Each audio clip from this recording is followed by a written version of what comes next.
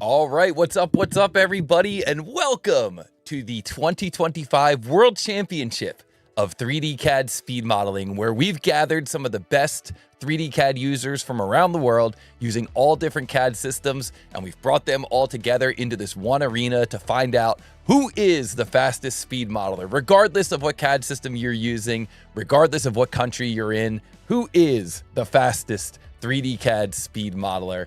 And it's so good to see all of the regulars here in the chat. But before I say hello to the people in the chat, we got to say hello to Connor. Connor is back, guys. Connor, how are you doing? I am doing great. I've been excited for this day for, at least a month or two now. And it's great to be back on. It's great to see everyone chat again. It's great to co-host again. I don't know. I'm super hype. I'm also hyped because I feel like I've co-commentated this match before in a way, but round two, it's gonna be great. Thank you so much for having me on. Yeah, thank you for being here, man. It's good to see you. Great to be in person in a room with a co-commentator. This is always when we do the best commentary, when we're here together doing this together. And so this is gonna be awesome. And guys, we've really been excited building up to this, but wow, can you believe it? We've got Ricardo and Otze in the finals. Again, we had Ricardo and Otze in the Spring Open in the finals, and it was Connor who was doing co-commentary on that one. So good to see Connor in here, and you can see that Connor is still rocking that orange hoodie. Yeah. We actually put up a new merch store, so tootalltoby.com/merch, and you can get shirts like this. This one is the prototype. We actually decided to take this logo and put this on the back of the shirt and put a different logo on the front. So you'll see at tootalltoby.merch, you can get this design, the single line cube design, but we put this logo on the back. I think it looks a lot better on the back of the shirt than on the front.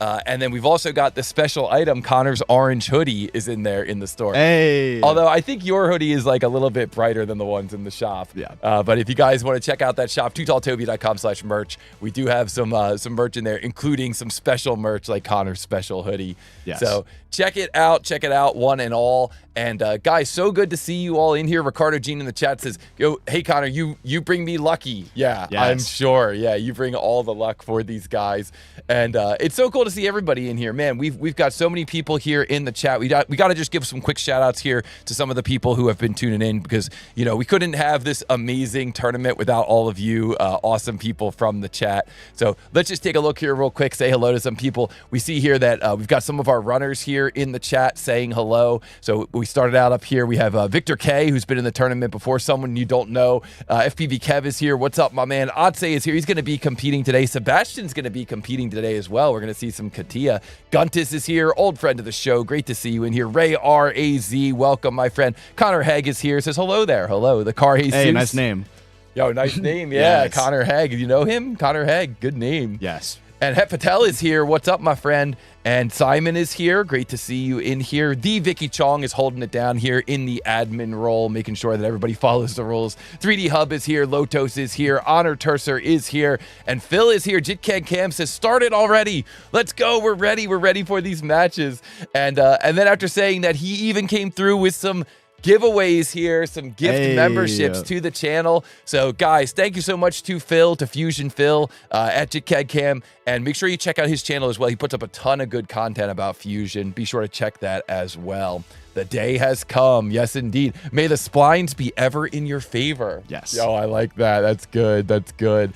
Rambro's Workshop is here. Guys, Rambro's Workshop is the currently reigning world champion of 3D CAD speed modeling. But only for a few more minutes. Only for a few more minutes. And we see people taking advantage of those giveaways. Thank you so much to Fusion Phil. And FPV Kev is here, says hello. Ricardo says hello. He's going to be competing today. Jim Yu is here, says all the best luck to the runners. Serial Sal is here. Good morning, everyone, and good luck. Guys, can't wait. Teach is here, says can't wait.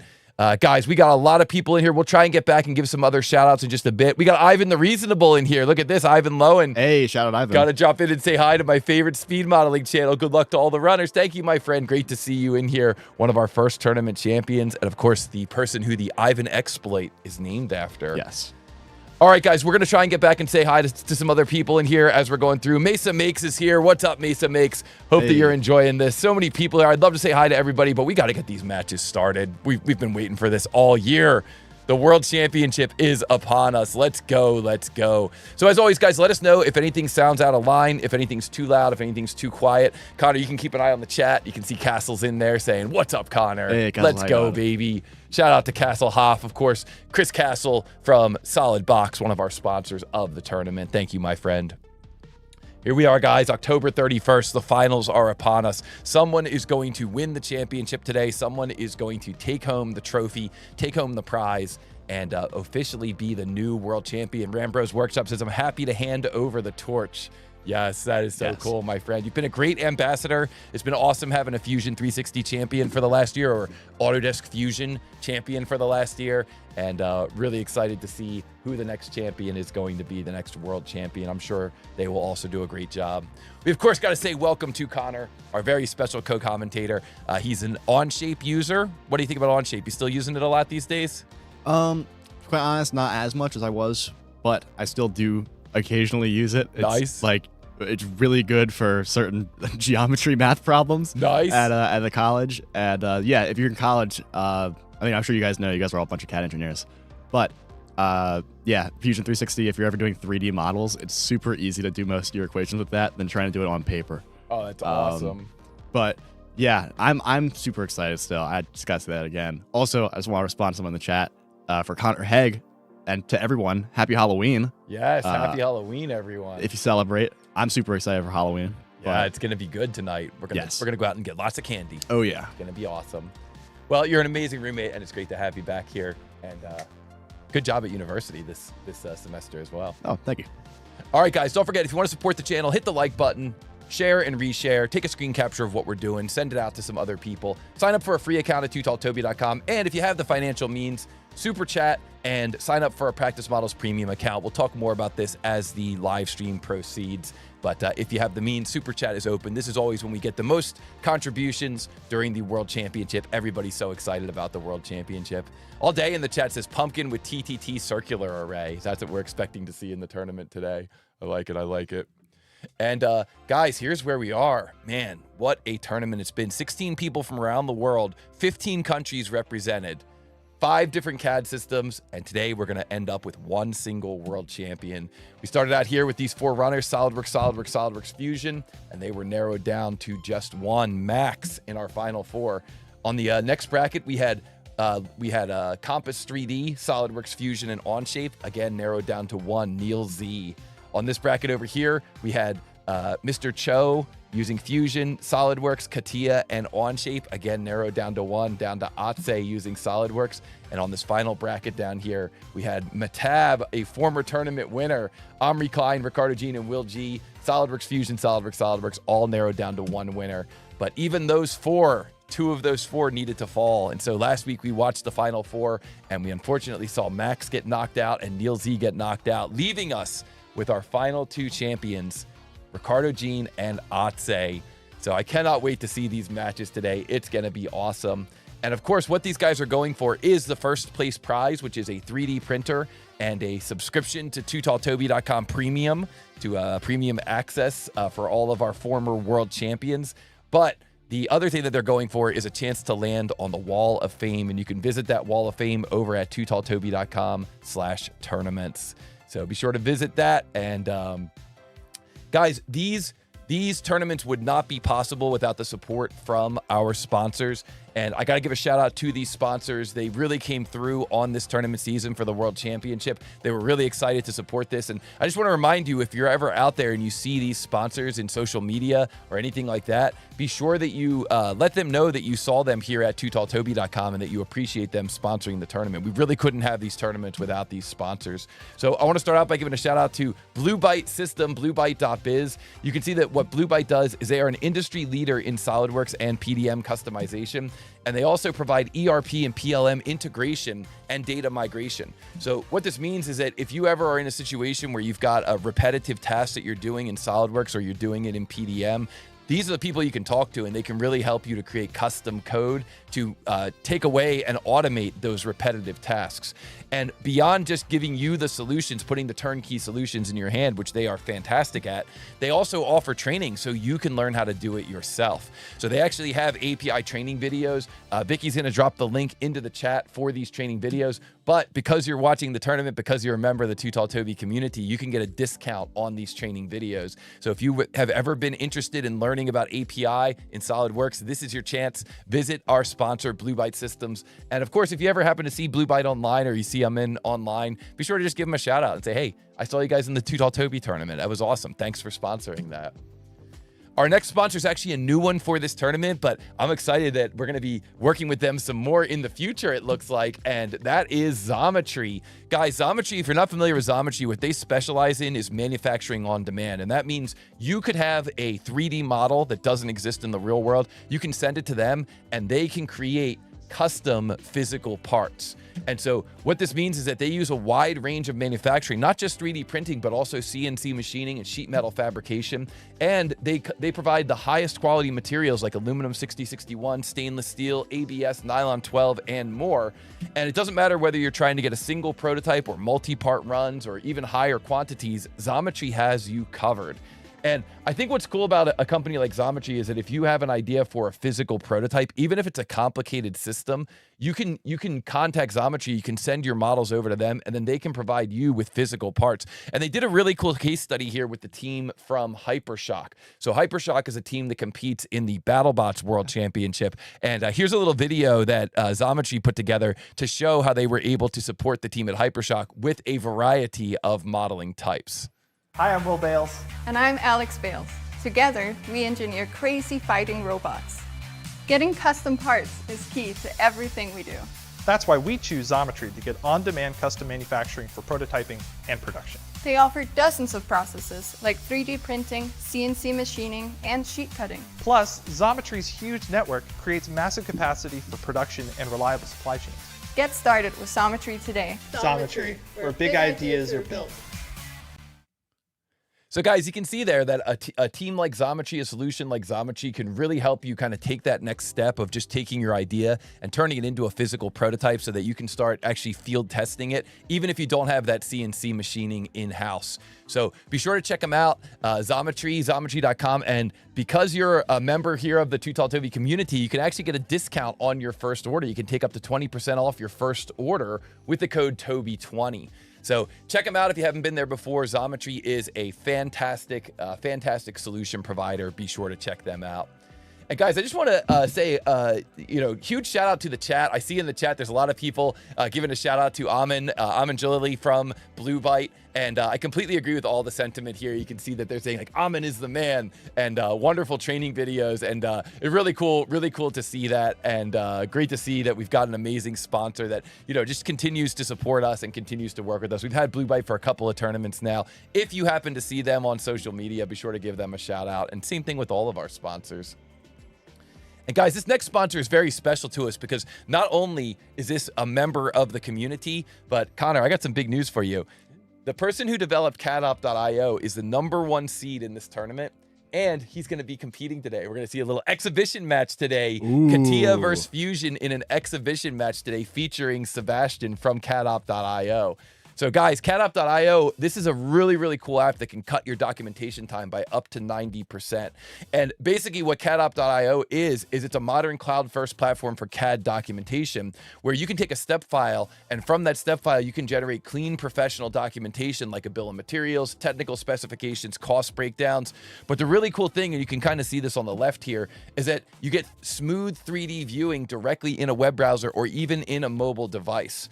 And so what this means is that this is the perfect tool for engineers, project managers, suppliers, really anybody who's a stakeholder on your project. You guys can all get together and you guys can have your discussions, have your conversations, and if you ever need to dig into that project, you can get all the most important information so you can make decisions on the fly and even on the road, because it is truly a mobile-friendly app. So you can check it out at cadop.io. If you ever struggle with this, if you ever struggle with communicating this information to other members of your team, this might be the perfect solution for you. And if you want to get early access, you can visit beta.cadop.io, sign up for that early access, and you can also visit cadop.io to actually see kind of like a little mini demo right there on the main webpage.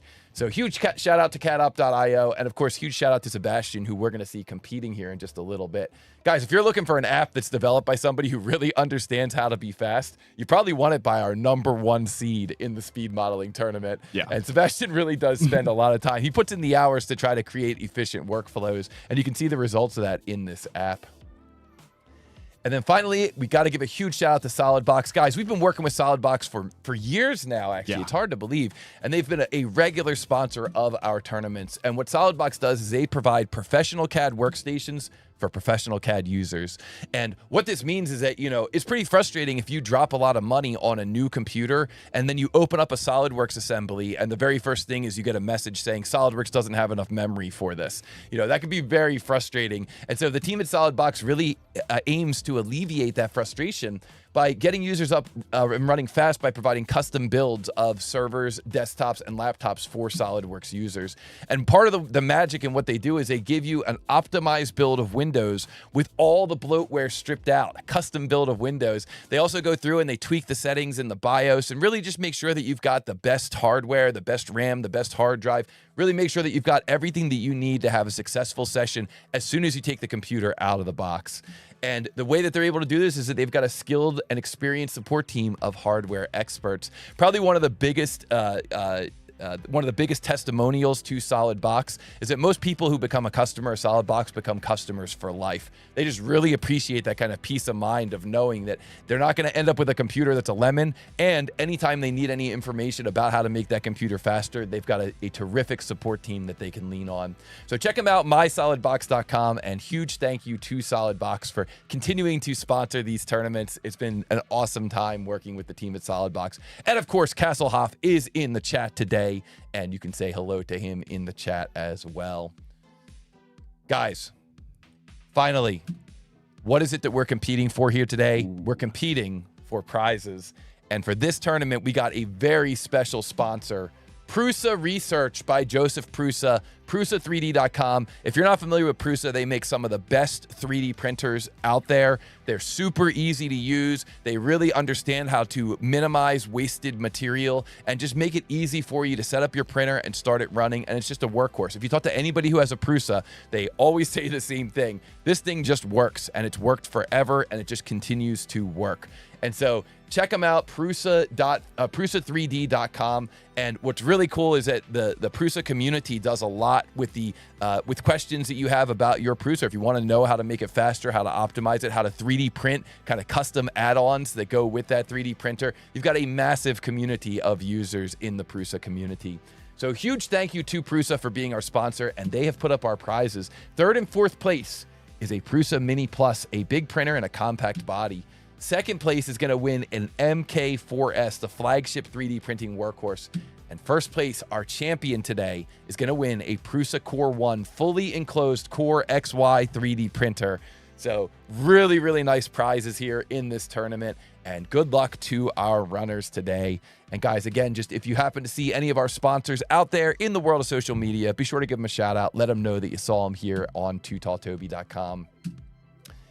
And with that, I just want to remind everybody, please take a moment and hit the like button. Let's see what we got here for viewers today, Connor. What do we got here? It looks like we've got 163 people watching. Ooh. Let's go. And let's see how many likes we got so far. Looks like we got 54 likes. So let's see what we can do to drive that like count up. We really like it when that like count matches our view count. So let's see what we can do to get that like count up. But very much appreciate all of you being here. You could also take a screen capture of what we're doing, and then you could take a screen capture of what we're doing, and then you could just send that out to your social network, send it out to the text group. Even if your text group is just your family, like your aunts and your grandma, like just send it out to them and say, hey, you guys should turn this on. This is really cool. CAD versus CAD tournament. This is what I do for a living.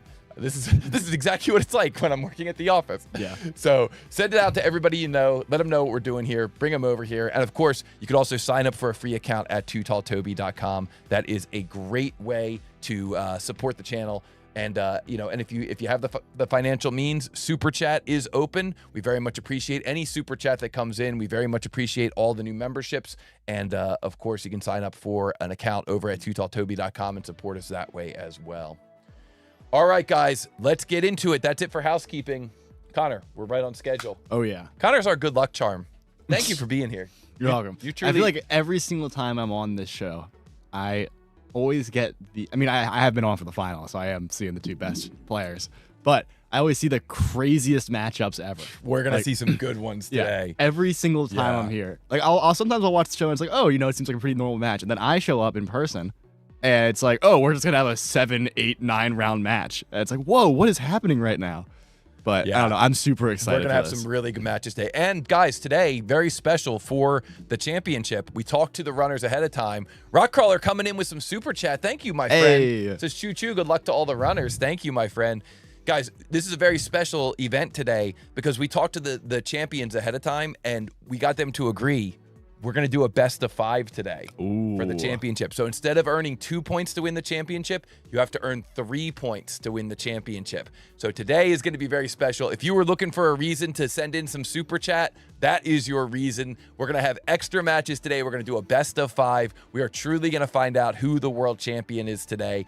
And guys, on top of that, we even have a special match to get things warmed up, an exhibition match.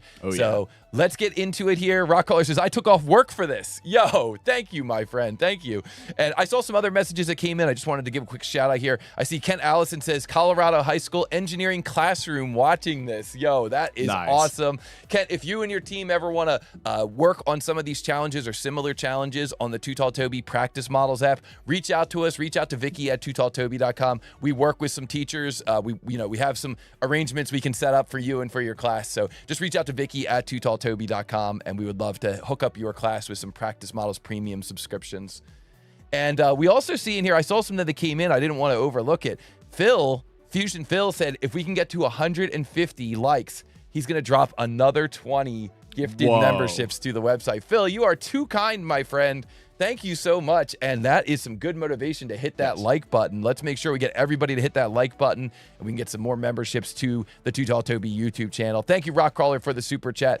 And Mr. Mesa Makes coming in. $10 super chat. Thank you, my friend. Thank you, thank you, thank you. And Victor K coming in, former world champion, 2023 world champion, 555, says best of 5. Let's go, let's go. Thank you so much, my friends. Thank you so much for the contributions. The super chat really does go a long way towards helping keeping these things rolling.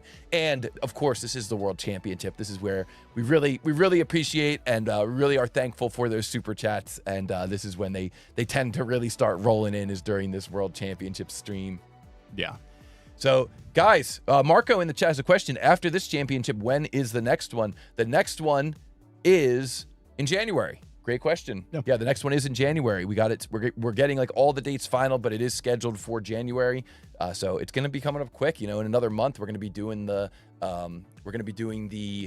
qualifiers for it. Yeah. So it's going to come up quick.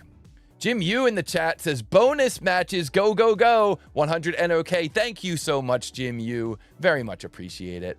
And Crycore says, am I late? No, you are right on time, my friend. And FPV Kev comes in 666 euros. Yo, hey, nice. Thank you, FPV Kev. Very much appreciate that. That is awesome.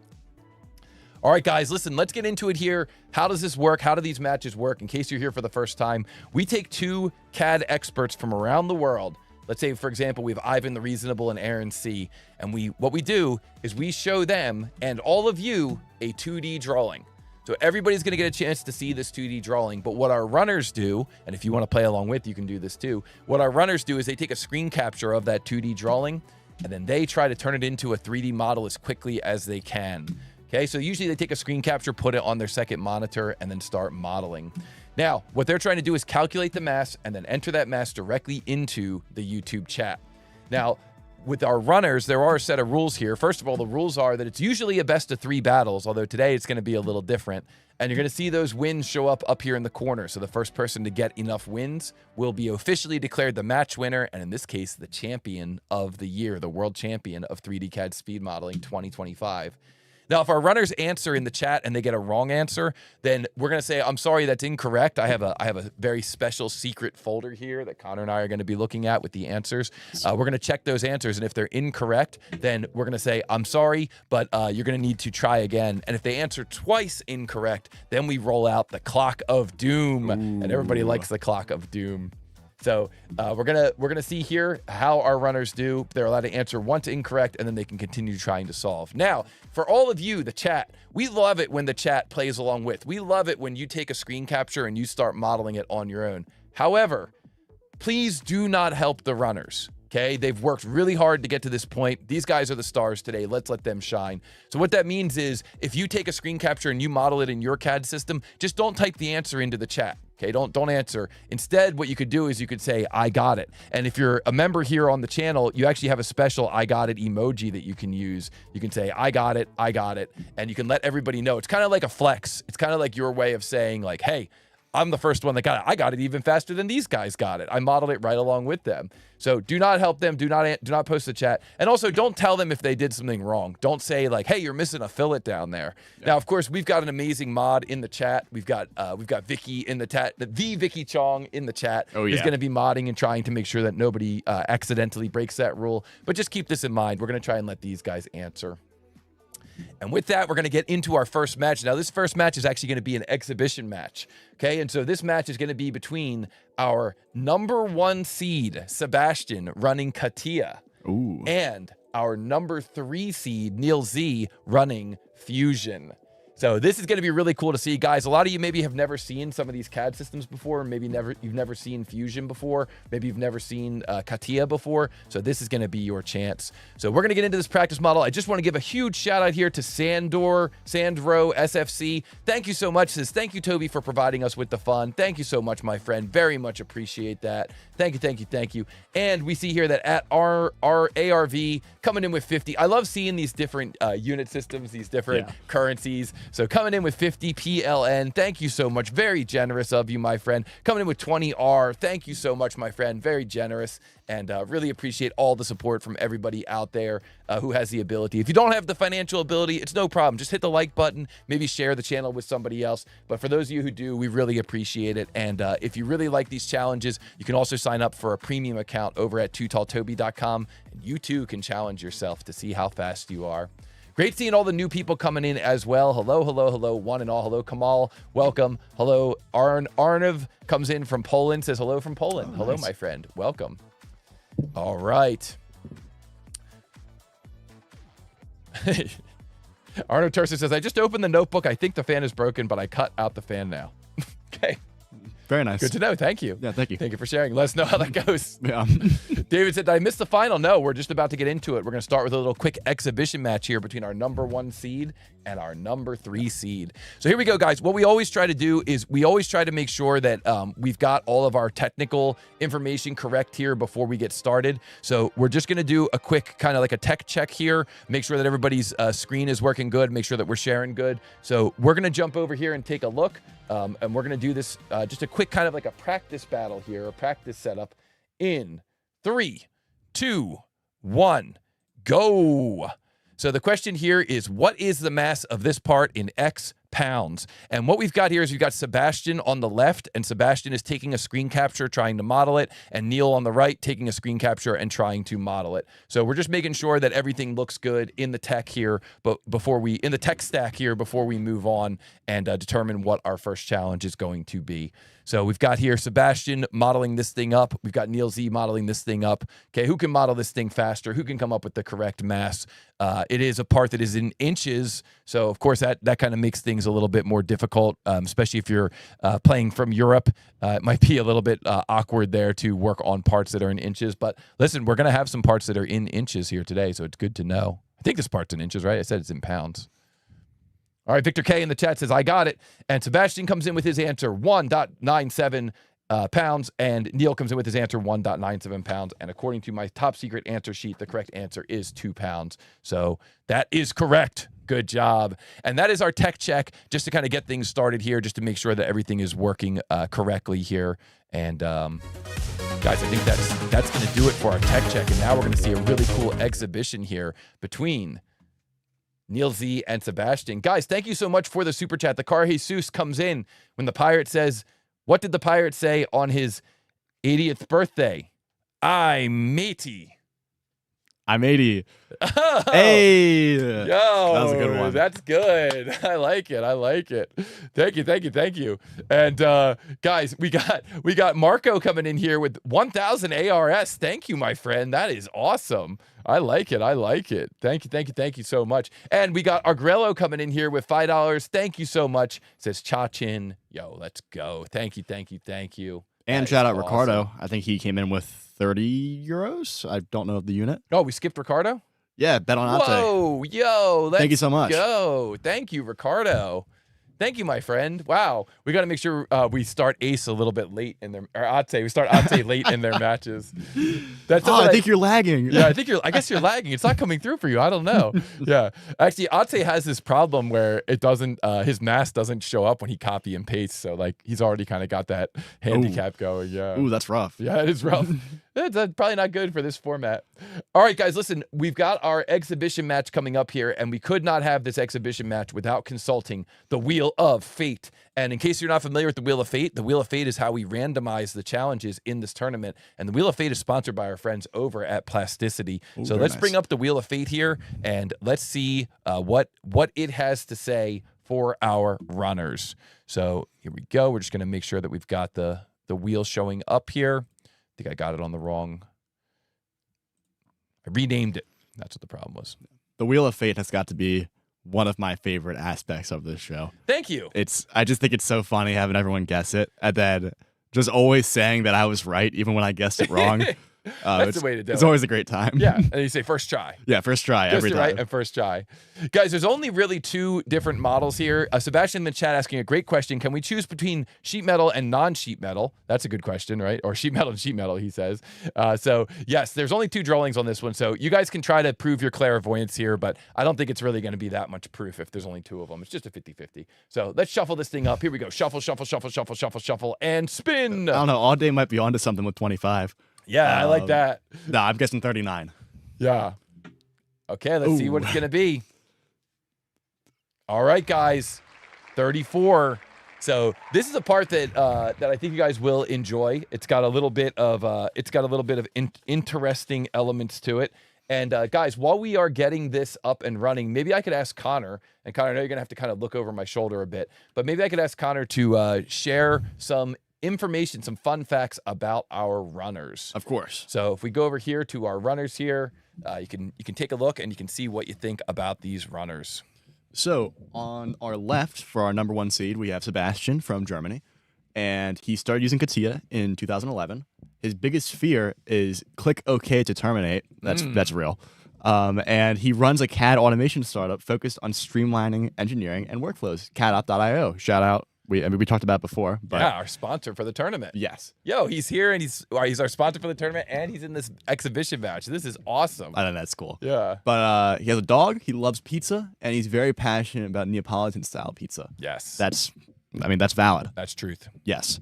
And then on our right, our number 3 seed, Neil Z, with coming from America, running Fusion 360. He's a freshman mechanical engineering student at UW-Madison. Congratulations. Started CADing with AutoCAD 9 years ago, and then learned Fusion and SolidWorks. Wow, so you must have been doing this for a while then, especially if you're a mechanical engineering student. So Yeah. that's pretty cool. Very cool. And then former FTC team captain in high school and won first at the 2024 FTC World Championships. Congratulations. Yes. That is killer. Yeah, that's sick. And then, yeah. That's Then- good. Yeah. And sorry, go ahead. Yeah. I was just going to Got run a couple the more list. facts. Yeah. We got to So- recognize Neil. Yes. The former Robo-Sub captain and the mechanical lead with a 3X international semifinalist. That's cool. Yeah. My gosh, you're making me jealous. And then he loves mountain biking and designing, building, and flying RC airplanes. That's cool. The RC airplanes, I know that is not an easy thing to be designing. So Yeah. yeah, we got some cool runners here. Matav in the chat says, Neil Z has a very packed CV. Yeah, indeed. Yeah. And now he's just added in, he's a semifinalist in the World Championship of 3D CAD speed modeling. Made it to the Final Four, right? That's the semis. Yeah. So, guys, I just want to recognize here that we did have our Final Four were Neil Z and Max using Fusion, and Ricardo Jean and Atse using SolidWorks. And Max, unfortunately, got called away. He had to do some unexpected travel. And so that's why he wasn't able to make it here today. Normally, we would have our third and our fourth place play each other to determine who's third and fourth. But because Max couldn't make it, Max is officially our fourth place finisher for the tournament, and Neil is officially our third place finisher for the tournament. So congratulations to Neil getting third place in his very first attempt here in the World Series, the World Championship of 3D CAD speed modeling. And this is just going to be a little exhibition match to get us warmed up here for the tournament. So good luck to both of our runners. And guys, with this, we are going to take a look at this next CAD versus CAD battle. Our number 1 seed, Sebastian from Germany, running CATIA, going up against our number 3 seed, the whiz kid, Neil Z from the United States, running Fusion. Here we go. This CAD versus CAD battle begins in 3, 2, 1, go.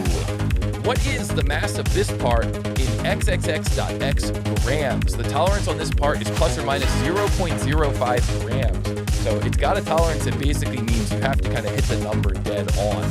Guys, this model is kind of like from a tractor or from like an agriculture type of thing.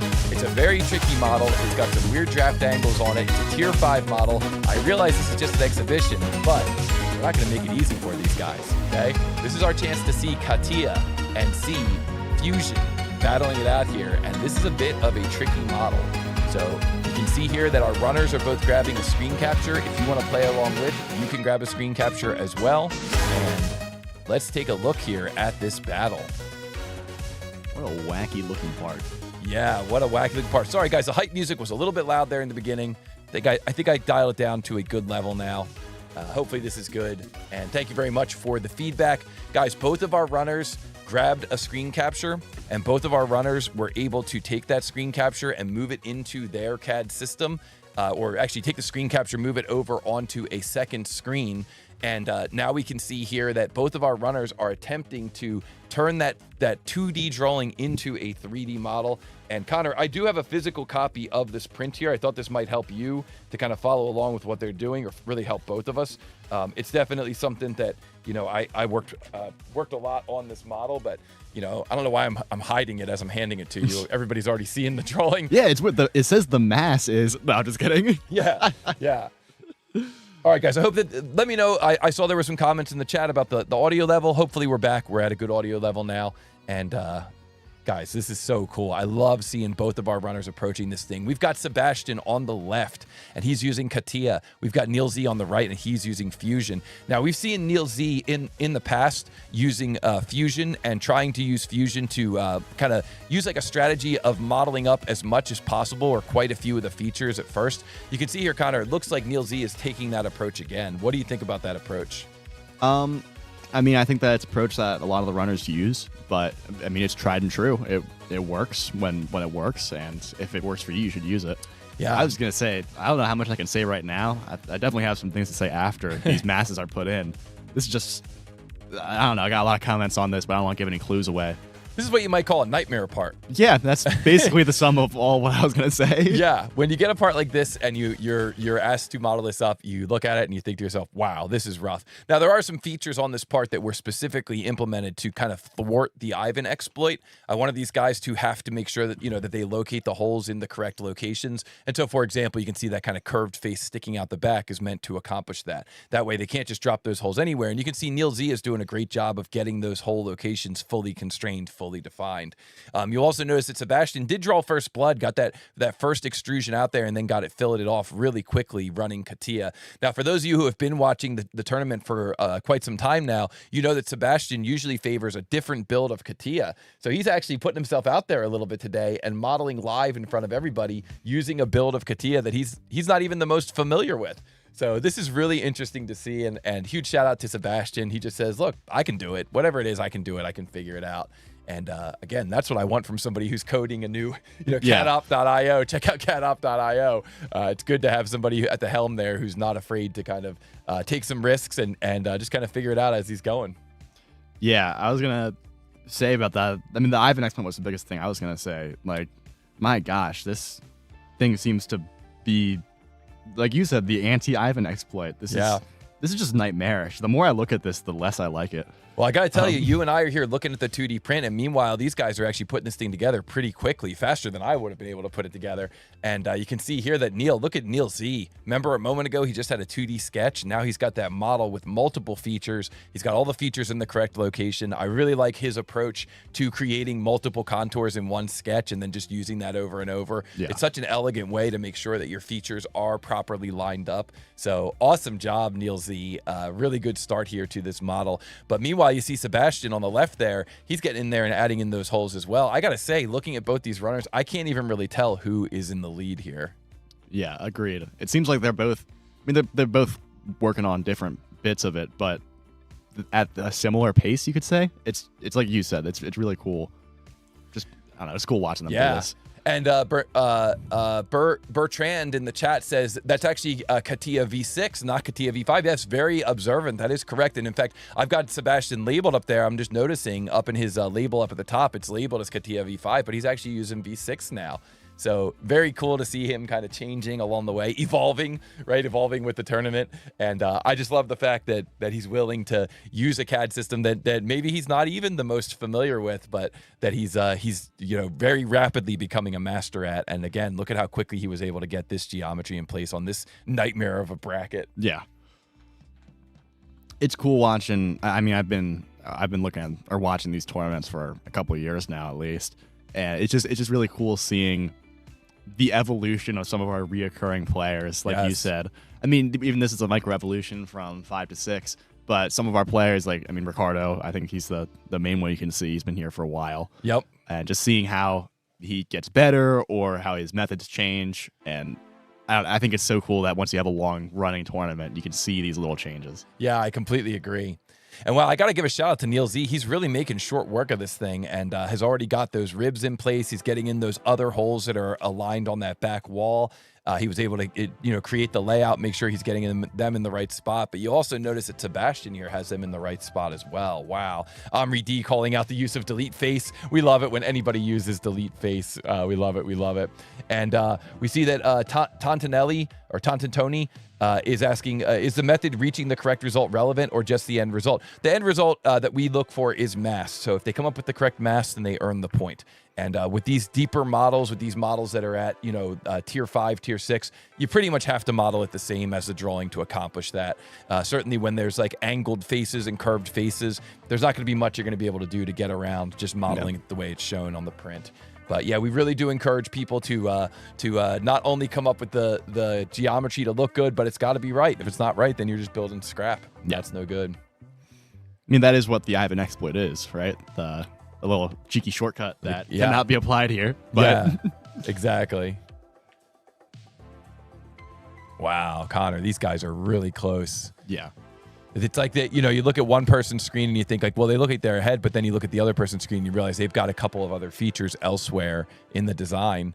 So it's really difficult to say that one person is clearly ahead or the other person is clearly ahead. Yeah. I'm not the most familiar with CATIA or Fusion, so it feels like every time I look down at my paper to see the drawing and then I look back up, they're both like miles ahead of where they were maybe 5 seconds ago. Yeah, and I think that's one of the coolest parts of this tournament.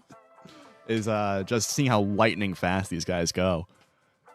But yeah, it's exactly like you said as well. Just they look like they're working on different things, and then they zoom out, and they're both at almost the same spot. Yeah. And this is neck and neck. And this is an interesting feature that Neil's putting in here. This feature that Neil's working on now, this is something that you'll sometimes see in these types of parts where you not only have to create the part with the appropriate, like in this case, there's a counterbore pattern, but you need to create some type of a tool axis for that assembly. And so, when we designed this bracket here, we actually added in that little tombstone cutout so that the users can actually access that counterbore, that lower left counterbore, and actually assemble this thing. But it looks like Neil Z is actually grabbing his mask here, so let's keep an eye out and see if we get a mask that comes in here, and we'll see if he ends up getting it correct.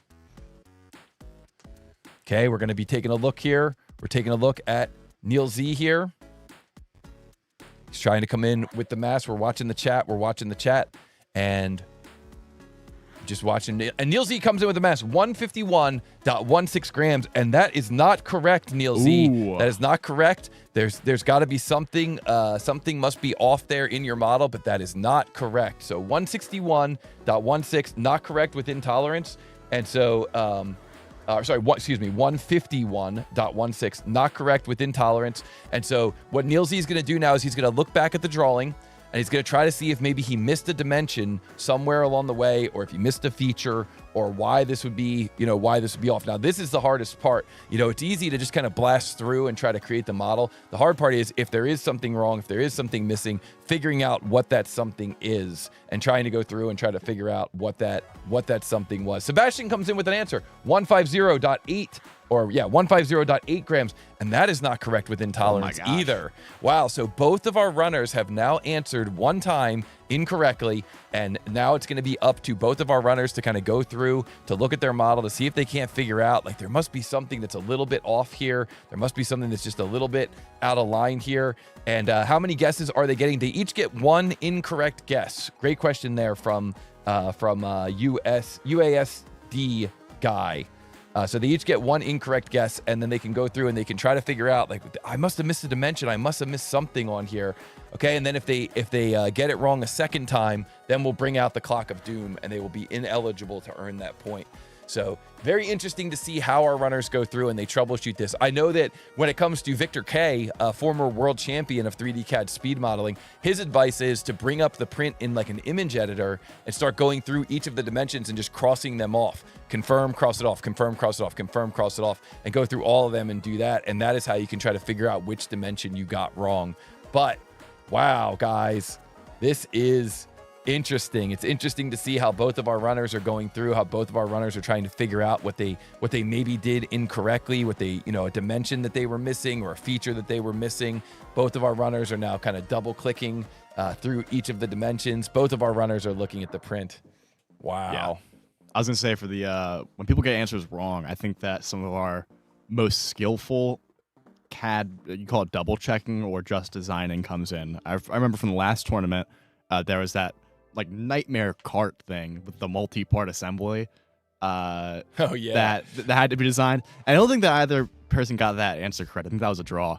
But when they both got the first answer wrong, it was super neat watching them go through every single dimension on it and double checking it. Yeah. Because I think that once you answer confidently once, then you have to go through everything. And it's just neat seeing the process of what order do I double check all this in. Yes. Yeah, it's one of my favorite things to watch is to watch the runners when they're in that scenario and kind of like just imagining how they're thinking through the challenge and imagining how they're trying to come up with the correct answer. And so it's pretty interesting to watch here. It's a little bit, it's a little bit nuanced. It's not something that maybe is for the faint of heart. But I tell you what, it's a lot of fun for me to watch. It's a lot of fun for me to kind of look at them and see how they are actually troubleshooting and like what type of steps, what types of steps and tools they use as they are going through and doing the troubleshooting. Yeah. Wow. Yeah, both of our runners. Interesting. They both came up with a close answer, but neither of them was dead on. And unfortunately, this model has a really tight tolerance. Yeah. We are definitely, we're definitely putting these guys to the test with this model. And it'll be interesting to see kind of what they come up with. This part alone would take me half an hour. Krishna says, this part alone would take me half an hour. I got to say, for me, it might take even longer. But I'll tell you what, for Sebastian, it did not take longer. Sebastian comes in with his answer, 151.4 grams. And that is correct. And Sebastian earns the point, and Sebastian earns the victory for this exhibition match. And guys, that's it for the exhibition match. It was just a one single matchup here between these guys. He did it in under 13 minutes. A very difficult part. Is that a tier 6, a tier 5? Tier 5 model there. A lot of weird angles, a lot of weird features on it, and huge shout out to Sebastian getting that correct. Wow, wow, wow. Well done, my friend. That is awesome, guys. Well, thank you so much to Sebastian, and thank you to Neil for being a part of that exhibition, for getting things up and running here, kind of getting the ball rolling a little bit here on today's matchups. Really not an easy part, and finishing that in under 13 minutes and using CATIA. So cool. Yes. So cool to see them using these different CAD systems. And so, guys, like I said, we do have a set of prizes here for our final four. And one of those prizes is going to go to Neil Z. Neil Z is officially our third place finisher. So even though he didn't win the exhibition match, it was truly just an exhibition. Max came in fourth place in this overall tournament and won a Prusa Mini. And Neil Z comes in third place and wins a Prusa Mini as well. So guys, be sure to give a GG to Neil in the chat, not only for this match that he just competed in, but also for the entire tournament. It's been awesome. And of course, give a huge GG to Sebastian, rocking CATIA V6 and winning that exhibition. Well done, my friend. And guys, be sure to take a moment and hit the like and subscribe button. It sounds like we're at 100 and some likes here, so let's be sure that we hit the like button. Let's make sure that we subscribe, and we are about to get into the official championship match here. Connor, I'm just going to take a minute and set up something for the with the Wheel of Fate. So maybe you could take a minute and just kind of give us your thoughts on that matchup. That matchup was crazy to watch. I mean, I know someone in the chat, I forget who, said it would take me 30 minutes to do this. Me too, probably much longer. And that was just I think that was a good tier 5 part. Yes. A tier 5 part's meant to not be impossible. It's meant to take, for our speedrunners, maybe 10 to 20 minutes, but still be difficult. Like, you can't Ivan exploit it. You can't just do basic mirrors. Like, this is a complicated part still. Yeah. And just watching these guys do it in programs that I'm not super familiar with, it looks like they're actual wizards doing it. Yes. I'm not, again, I can see that I'm probably a little more familiar with, but Fusion, I'm not. And just watching these two runners just blast through this part, working on different things at the same time, and then working on their counterparts bit, just, I don't know. I'm incredibly impressed. Yeah, it's so impressive. Guys, and it's been cool to see how, kind of, like you said, Connor, how the tournament has evolved, how the channel has evolved, and how the, how the different runners have grown and just have gotten better at 3D CAD. I mean, that's really what we're all about, both here at the Too Tall Toby YouTube channel, and then, of course, over on our website, tootalltoby.com, where you can sign up for a premium account on our practice models app, and you can practice models like these. Not only models like these, but you can practice the actual models that we're using here in the tournament. All throughout the month of October, we've been adding challenges from the tournament. We've been letting you know in the practice models app how long it took our runners to do it, but we've also been remixing those challenges a little bit to make it a little bit more exciting for you. So if you haven't been to the website before, you can visit us. The website is tootalltoby.com, and when you go to tootalltoby.com, what you'll see is that we've got a library of 2D to 3D CAD challenges. So if I bring up the website here, let's see if we can bring it up here. We've got this library of 2D to 3D CAD challenges. So you go tootalltoby.com, you say access the full library, and it's these challenges very, very similar to what we're seeing here today in the tournament. In fact, some of the challenges are actually from the tournament. Like this one here, the most recent one that we uploaded, this is one that we saw in the tournament just a couple of weeks ago. And so you can see here that you can try to complete the challenge. You can see what the average solve time is. You can keep track of how many you've completed out of the total library. And the way that these challenges work is when you click this button that says reveal drawing, boom, the clock starts up, and now you can feel a similar pressure to what our runners feel here in the tournament. You can actually try to practice against the clock, and each time you make your run, your time is captured, so you can actually try it over and over again and see if you can get faster and faster again and kind of refine your workflows. That's really what this is all about, and it's really what we enjoy watching here as spectators of the tournament, is seeing how, not only how fast our runners are, but what types of shortcuts they're using and how they're able to actually get faster and faster with the software by implementing proper workflows. And so it's not just about the speed. The speed is really a result of good practice, right? Yeah. It's not like we're trying to just to teach people to be fast for no reason. It's really more about the the practice and going through and doing the practice. Yeah. So here on the app, what you can do is you could say, I'm not ready for the tier 6 challenges yet. I'm going to start with tier 1. And you can go through and you can try to do some of the easier challenges that are in the library. Usually these only take like maybe 1 or 2 features to complete.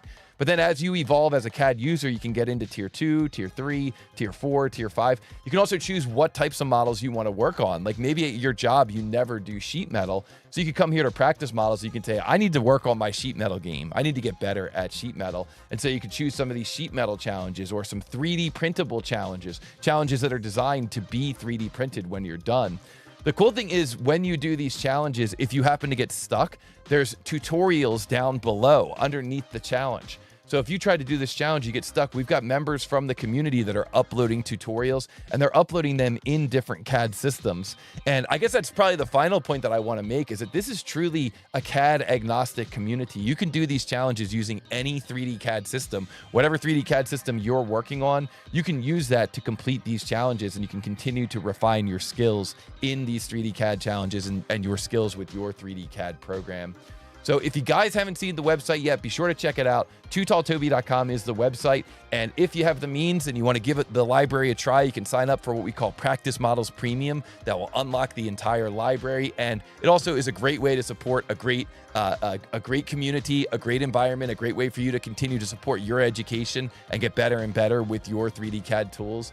So be sure to check it out, tootalltoby.com. Sign up for Practice Models Premium. And I hope you guys are able to get a lot out of that website. I know we've talked to a lot of users who really appreciate how you can use practice models to get better at any 3D CAD system.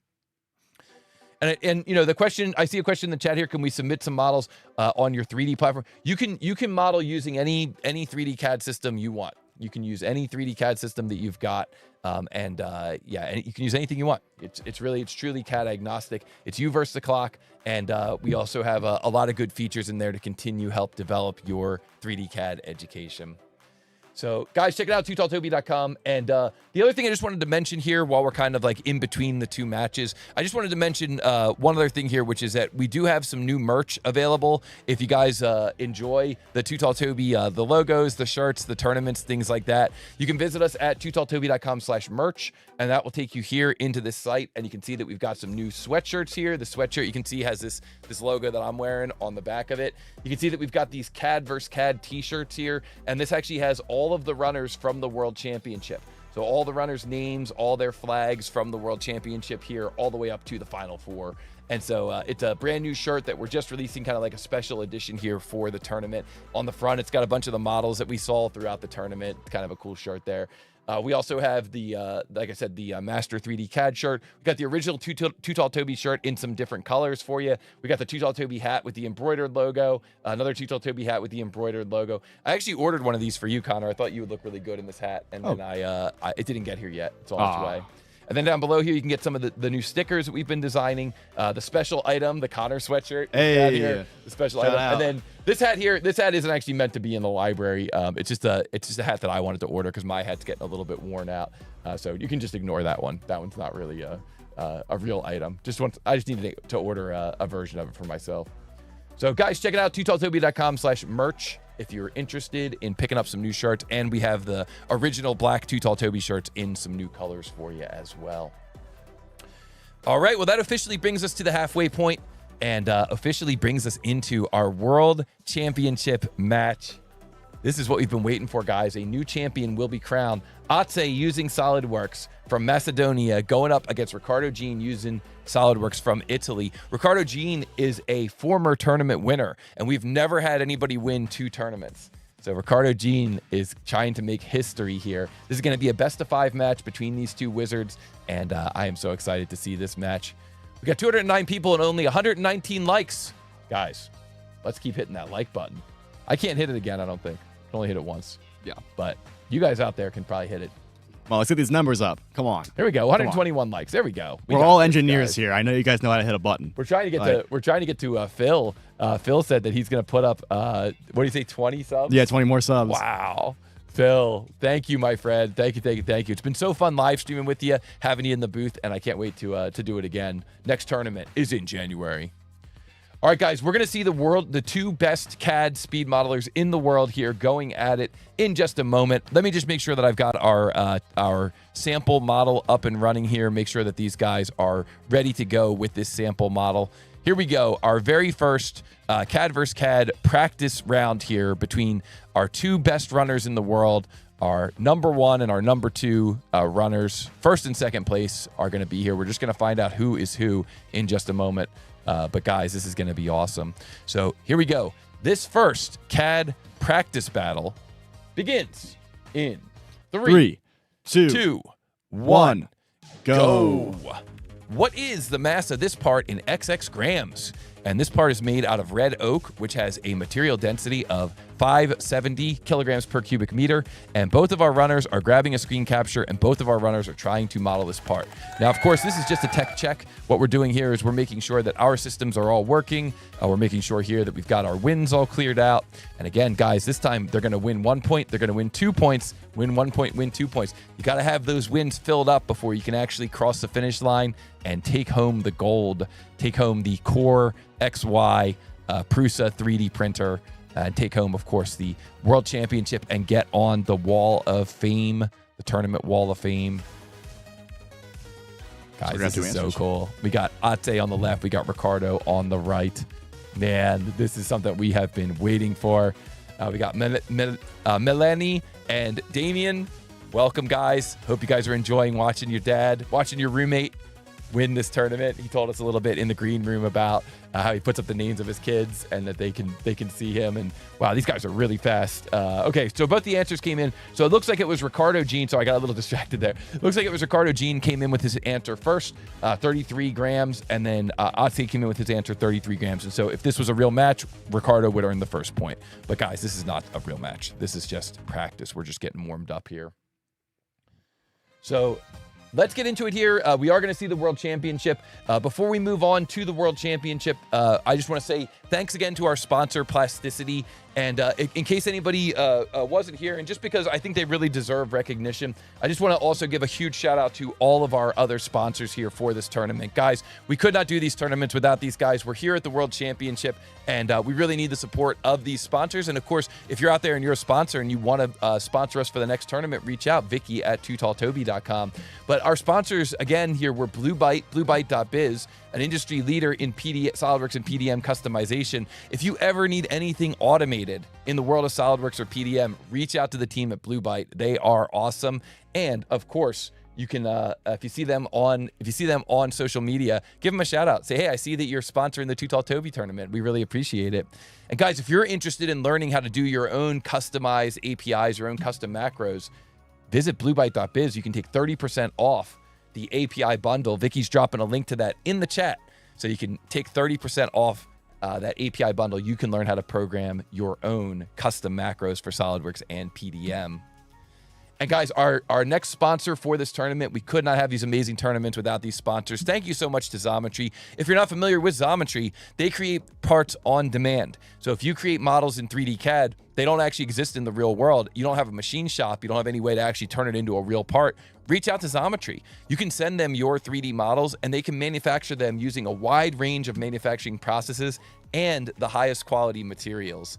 And so whether you're doing a single prototype or multi-part runs, Xometry has you covered. Make sure that you reach out to our sponsor, Xometry, and you can actually get a deal because you're watching the Too Tall Toby tournament. 20% off your first order if you use code TOBY20. So anytime you need to get parts manufactured, you just need to go from your 3D model to an actual physical part. Reach out to Xometry.com. They provide manufacturing on demand. And of course, they're a sponsor of our tournament. Oh, yeah. Awesome. Yeah, brand new sponsor, Connor. Xometry. And of course, CADOp.io. We just saw a moment ago one of the fastest CAD users in the world created an app to help you save time when you're managing CAD projects. This is a user who really understands the idea of optimizing workflows. CADOp.io can cut your documentation time by up to 90%. It's a modern cloud-first platform for CAD documentation. And basically what you can do is take a step file and load it into a viewer that everyone on your team can view, all the important stakeholders. So the engineers, the project managers, the suppliers. This is how you can really keep your entire team in touch and keep everybody making good decisions, even if they're on the road. So if you haven't visited them before, cadop.io is the website. And of course, you can visit them at beta.cadop.io to sign up for early access. Shout out Sebastian. Shout out to Sebastian. Yeah, it was so cool to see him modeling there in CATIA. Question from Bar Calculars. He said, why is nobody using Inventor? If you go to tootalltoby.com/tournaments and you scroll down and you look at the wall of fame, we had an Inventor user win the entire tournament, win the world championship. Remember what his name was? Wasn't it See if Cotter one of the brothers? It was no, those were the on-shape. The on-shape Oh, brothers. okay, those were the on-shape. Yeah, no, it was Gerben. Gerben. Yeah, Gerben. So you can check that out. We definitely have Inventor users in the community, and we have Inventor users who run the speed runs and who even compete in the tournament. Gerben used and won in 2021 the World Championship using Inventor.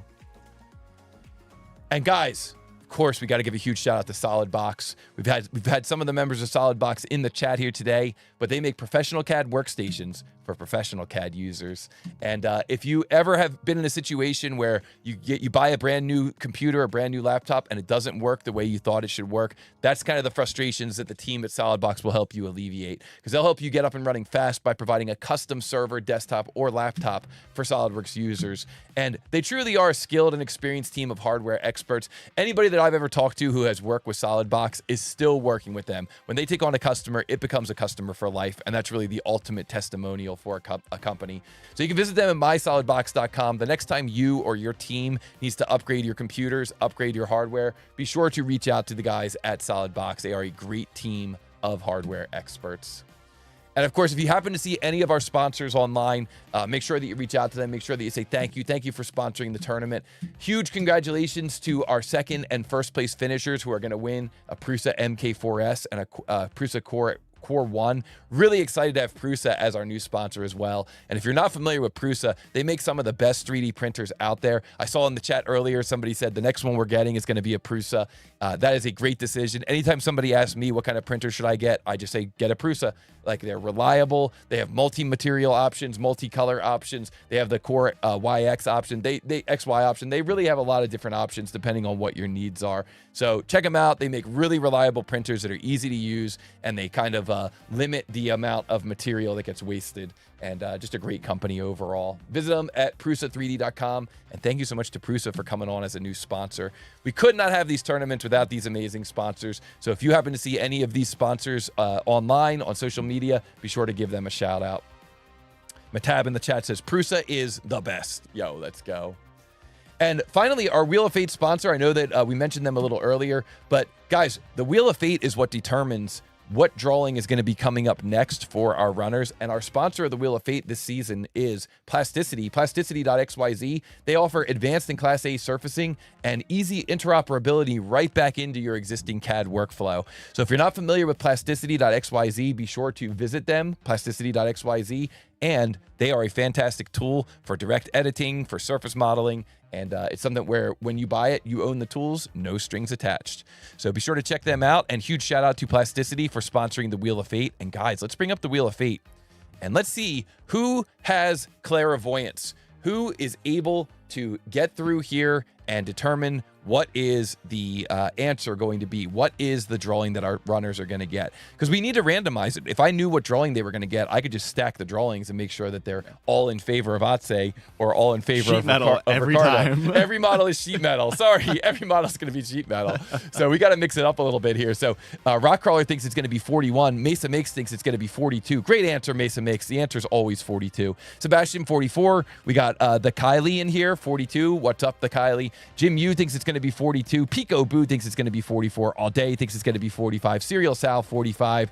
Looks like Guntus thinks it's going to be 43. 3D Hub says it's going to be 44 plus or minus 2. Relics thinks it's going to be 43. Dom Linder, 43. Kamal, 43. Sandor thinks it's going to be 42. Teach, 44. Honor Tercer, 41. FPV Kev thinks it's going to be 42. Sisk thinks it's going to be 46. Guvilla thinks it's going to be 46. 46 it is. Monty thinks it's going to be 46. Krishna thinks it's going to be 43. Azi, yo, what's up? Asai Azi, it's great to see you in here again. Long time no see. Former tournament runner. Very nice. 42. I think another CATIA user as well. Ray R, AZ, 43. Thank you, Ray. Thanks for all the likes on LinkedIn too. Always appreciate seeing those when I go through and see your likes. It always makes me smile. Thank you. Johan thinks it's going to be 43. Angry Hob thinks it's going to be 43. Omar thinks it's going to be 41. White Beardo thinks it's going to be 42. Bertrand thinks it's going to be 42. Nearly Know Enough thinks it's going to be 42. And let's see here. Yep, Katia V5. Nice. Yeah, we remember. And Unusual Martian thinks it's going to be 41. And Jay Stekik thinks it's going to be 42. And guys, thank you so much. Man, this is so cool, guys. I love seeing everybody in here. I love giving everybody their shout outs. This is our chance to really give everybody their shout outs. Our Grelio is here, thinks it's going to be 42. This is when we do it. But now what we need to do is we need to find out what the first challenge is going to be for these runners. So here we go. We're going to give this thing a shuffle. Connor, what do you think it's going to be? I mean, I got to say 41, 43. I love my prime numbers. So 41? I'm locking in 41. You got to lock in on one. 41. Here we go. Let's give this thing a spin. Fingers crossed. Fingers crossed, fingers crossed. What's it going to be? What's it going to be? Ooh. Oh, the other prime number. So close. All right, 43. So, guys, we have put together some fantastic challenges for our runners today.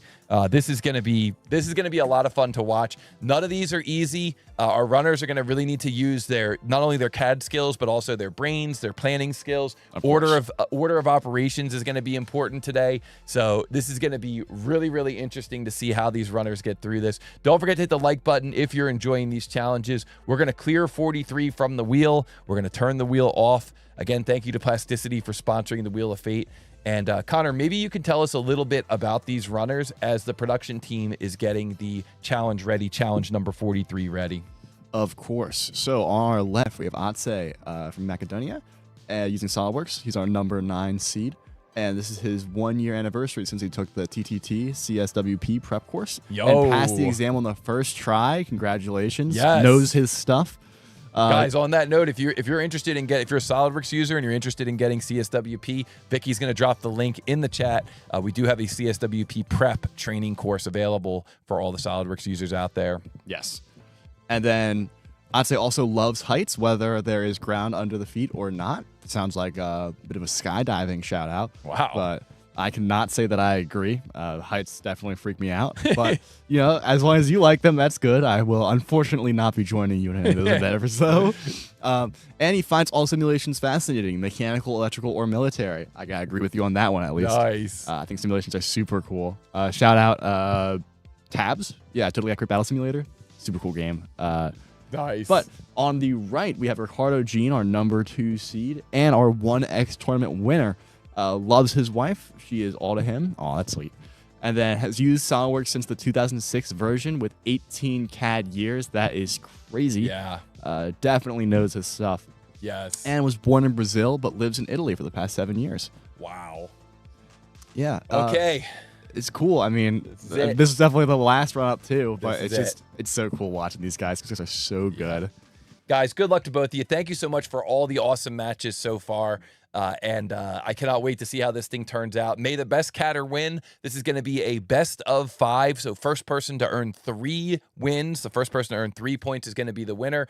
Pay attention to things like the precision that is required. Pay attention to things like the notes on the drawings. None of these drawings are going to be easy. They're all going to have some tricky stuff in it. So good luck to both of our runners. Connor, are you ready? I don't know. I think that doesn't matter, but I would say I'm ready. Audience, are you ready? Here we go. Hold on a second, guys. I'm going to give Connor a little sneak peek of this thing, or I'll at least hand him the print. Don't flip it over yet, okay? All right, here we go. Best of luck, guys. Rambro's Workshop, former world champion of 3D CAD speed modeling. Actually, no, sorry. Current world champion of 3D CAD speed modeling. Rambro's Workshop is in the chat with us, and he says, good luck to the runners. Sorry, guys. Just need to fix something here. Here we go. All right. Are we good here? Yeah, we're good.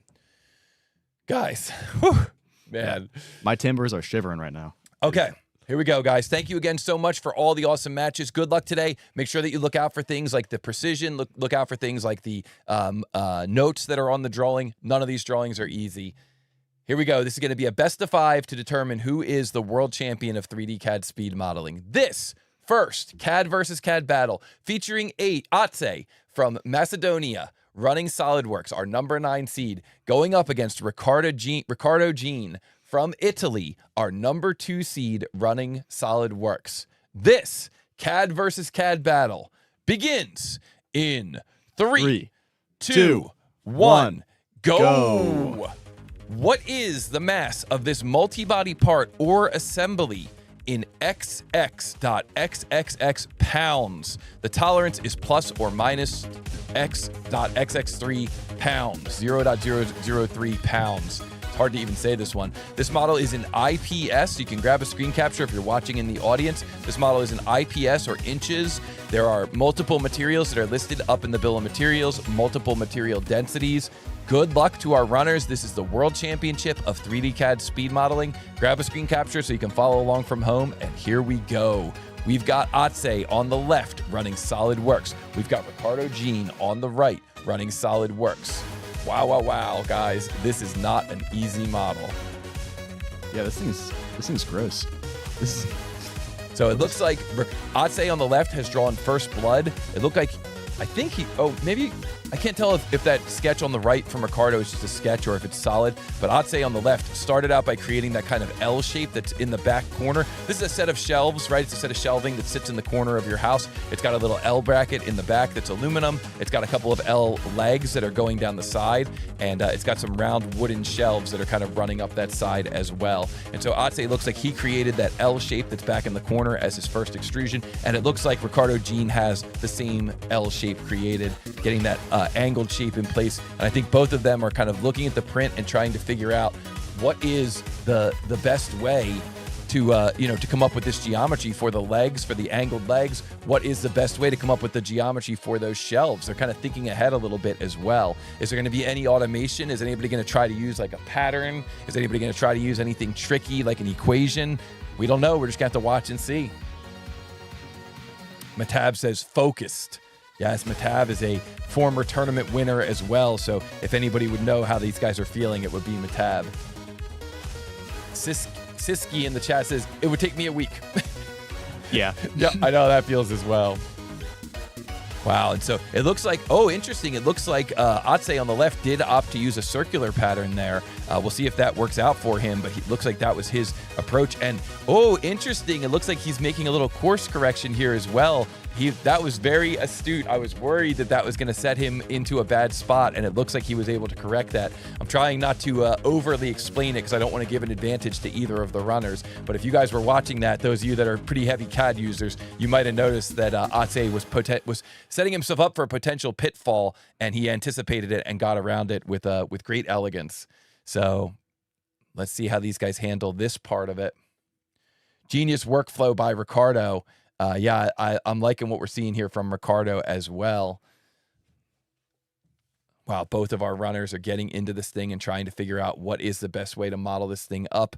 What do some of the notes mean that are on the print? We got to make sure that we're looking at that print as well, looking at those notes as well, and accounting for what some of those notes are saying. This model definitely has some pitfalls in it. If you guys are looking at the print, and if you're modeling along with it, I know that we've got some regulars in the chat that like to model along with Dom, Matab, Rambro's Workshop. If you guys are modeling along with, I hope you guys really appreciate this model.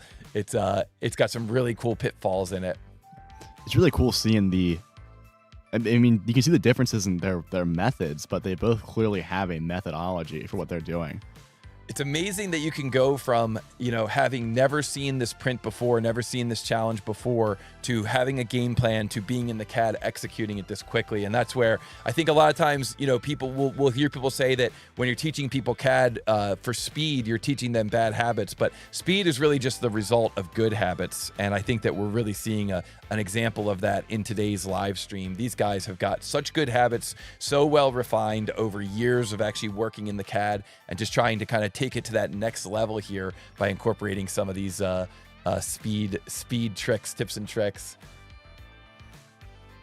Yeah, it's also neat because one of the things, especially with Ricardo, that I see a lot is he'll go like 5 minutes, and you think that not much is happening, and then in the last 30 seconds, like 90% of the model just is formed, and then he shoots the mass out.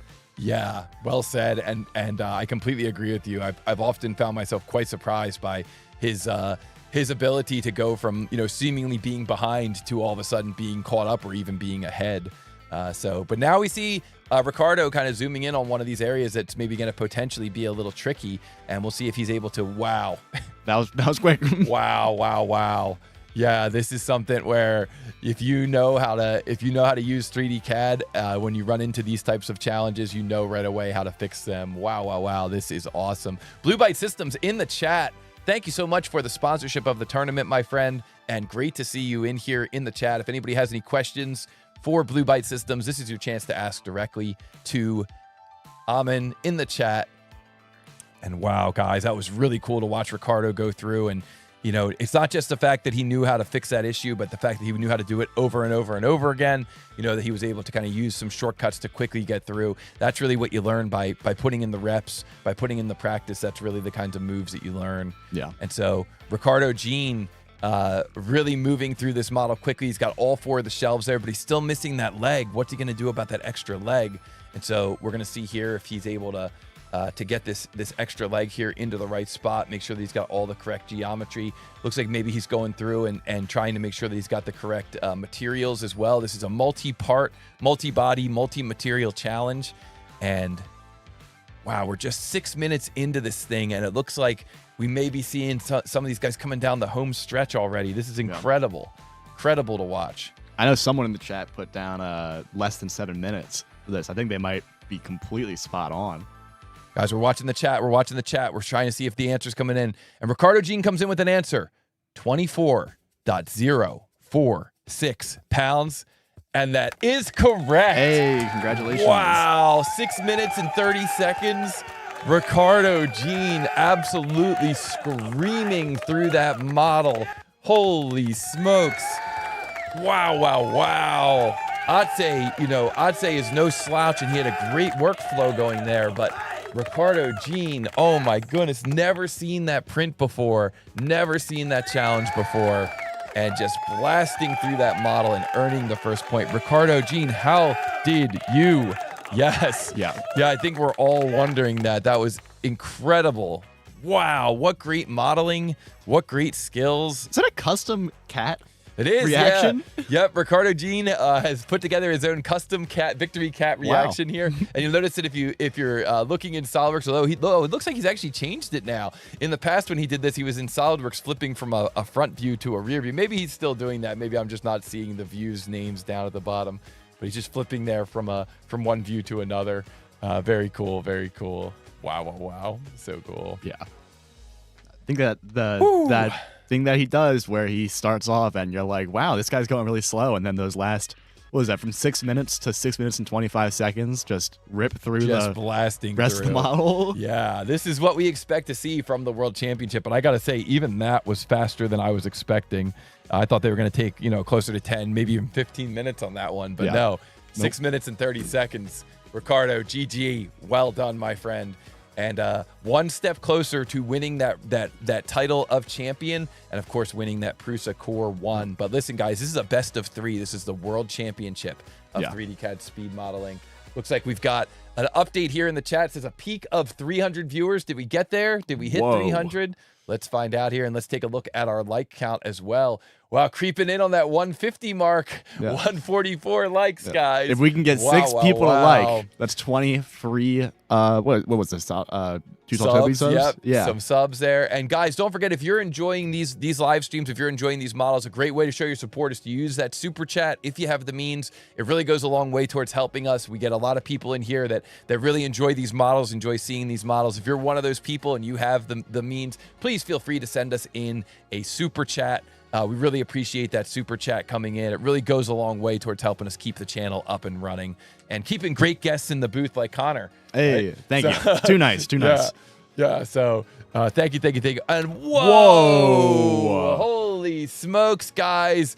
JitCan Cam goes above and beyond. Fusion Phil, 50 Too Tall Toby gift subs. Guys, if you're out there and you are enjoying the channel and you want to see some exclusive content on the channel, you can grab one of those gift memberships. But huge thank you to Thank you so much. Fusion Phil. Thank you, my friend. And guys, if you haven't seen his channel, be sure to visit him. Be sure to visit Fusion Phil. That is a huge contribution to the channel. Thank you so much, my friend. We got Vicky. We got to send Phil some shirts. Yes. Okay, let's make a note of that. Thank you. And wow, that is awesome, man. Thank you. That's so cool. I love seeing all the people grabbing those gift memberships. And wow, GG Fusion Phil, indeed. That is awesome. That is so cool. Thank you. And Byte Systems, our sponsor, coming in with a $10 super chat as well. Thank you, my friend. Wow, that is awesome. Thank you so much, guys. It really means a lot to us. It really goes a long way. And man, let's move on here. I mean, there's really nowhere else to go except for back to the Wheel of Fate. The Wheel of Fate, of course, is sponsored by our friends over at Plasticity. If you're out there and you're interested in the world of advanced surface modeling, kind of push-pull surfaces, and some really cool direct editing tools, be sure to visit plasticity.xyz. And guys, what do we think the next challenge is going to be? Nearly Know Enough thinks it's going to be 45. Peter, what's up, my man? Thinks it's going to be 42. Sebastian thinks 44. FFS Cookie thinks it's going to be 42. Yeah. And Honor Tercer thinks it's going to be 41. And let's see here. Siski thinks it's going to be 44. Rockcrawler 41. Jim U 42. Mr. Flex 45. Pico Boo 42. Ray R 42. 42 is obviously the answer. Barraculars 44. Manuel 41. thinks it's going to be 45. You think it's going to be 41? Yeah. Also, Fusion Phil, I can totally try to get that to you. The signed Connor sweater. Oh, yo. That's what he said. He said, what I need. want is the signed Connor sweater and framed. Okay. So, yo, we got to make that happen for sure. That is awesome. All right, guys. Listen, good luck to everybody. We're going to shuffle this thing. I hope you guys have clairvoyance. And let's go. And this next challenge. Oh, not sent to Fusion Phil, but hung in the background. Yo, I like that too. Yeah. That's good too. Okay, guys, here we go. This next challenge is brought to us by the Wheel of Fate, and it's going to be number 45. Who guessed 45? Whoever guessed 45, you guys have clairvoyance. Make sure that you take the lead tonight on trick-or-treating. You will be able to find the houses that have the most candy. Mr. Flex, I'm talking to you. You got it. Nice job. Take the lead tonight. You got the clairvoyance. Tell him Toby sent you. Yes. All right, guys. Here we go. Ooh, it looks gonna like it's 200% sheet metal. Oh, rough. wow. Oh, Yeah. wow. This is going to be a good one. Oh, yeah. All right, guys. Here we go.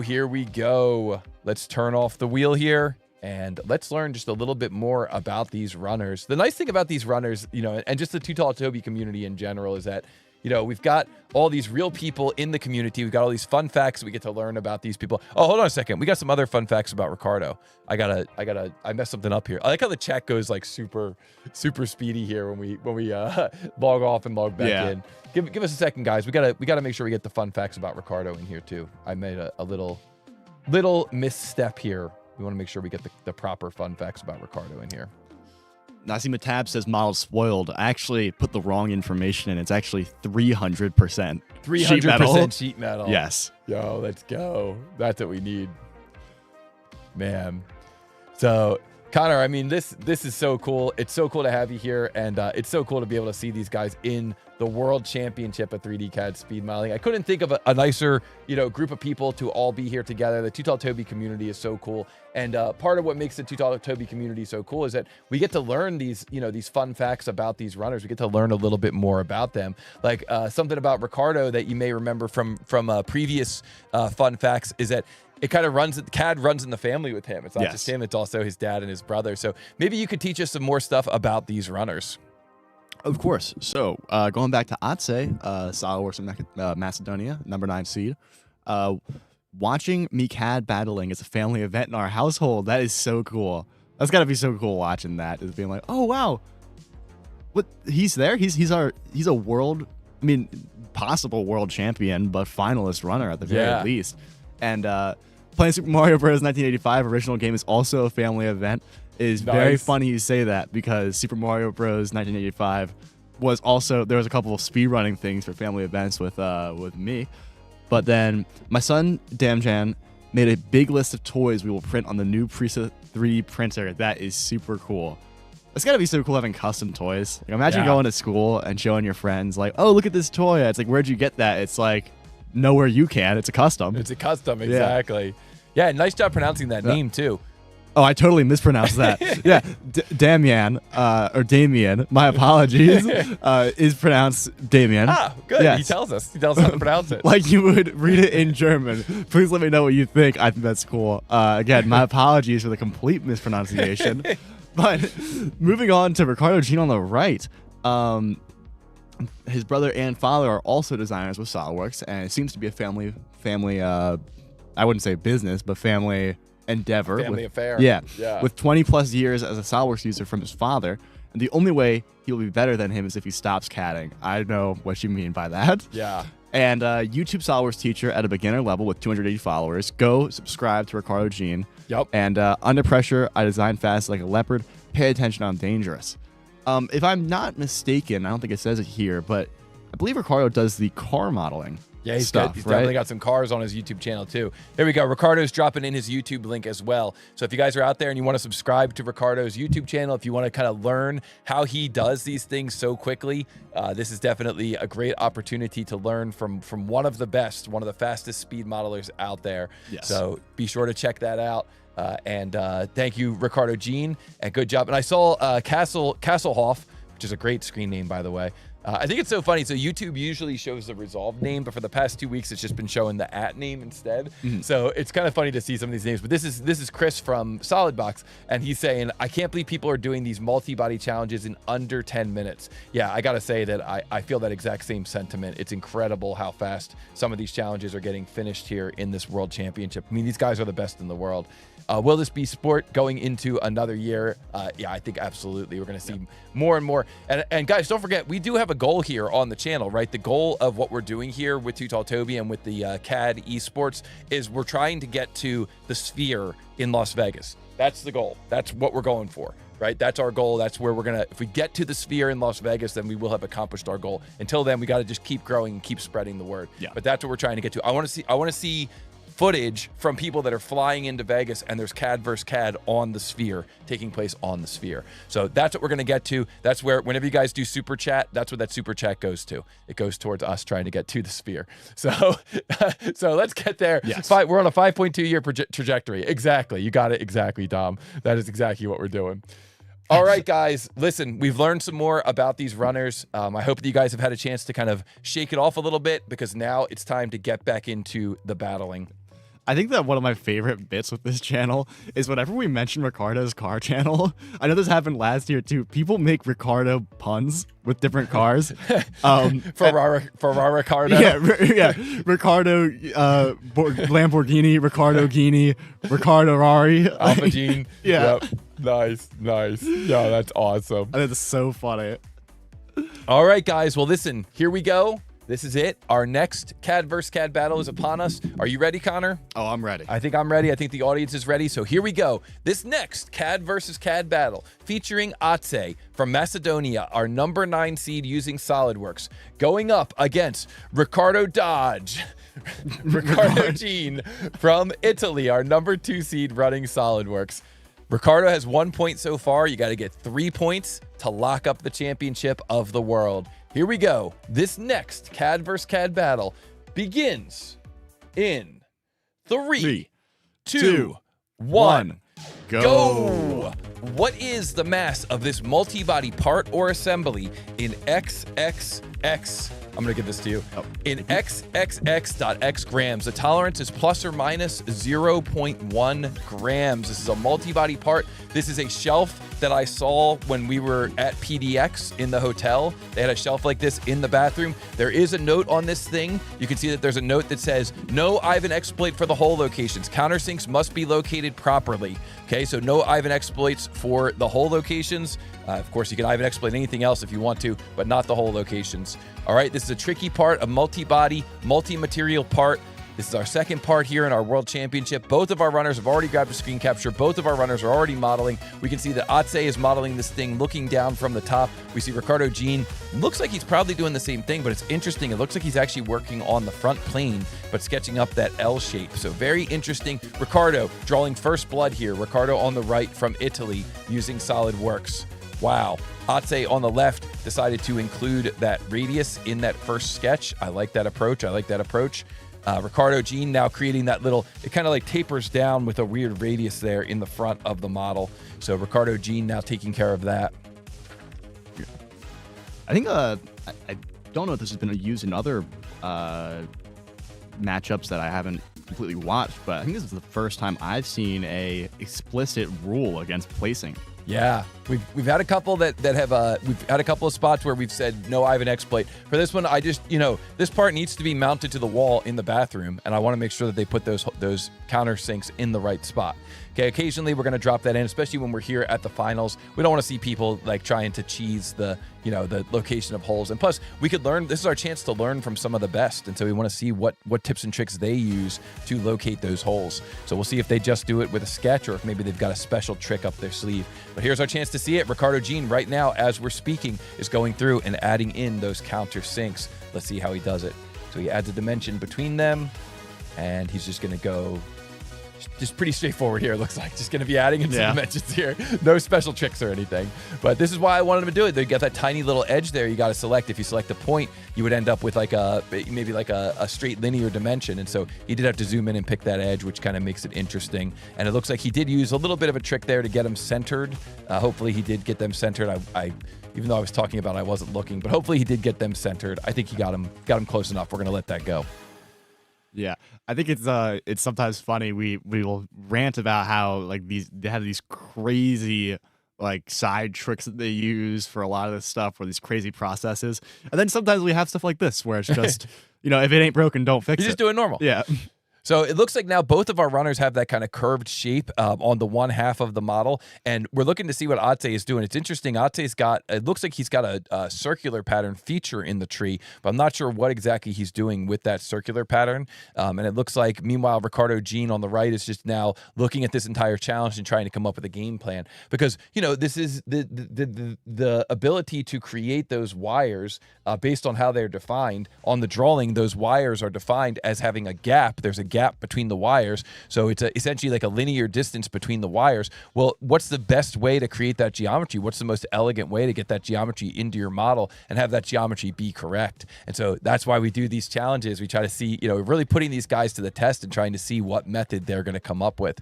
So we see Atse started out there by creating a plane, and now he's using control drag to bring that plane back. And so he's going to be now trying to figure out what the appropriate location is for those features. And we see that Ricardo Jean is maybe see what he's doing for his approach here.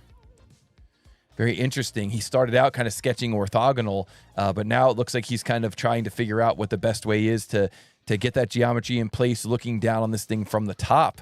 So both of our runners have to come up with a way of solving this thing. I mean, this is what 3D CAD is all about.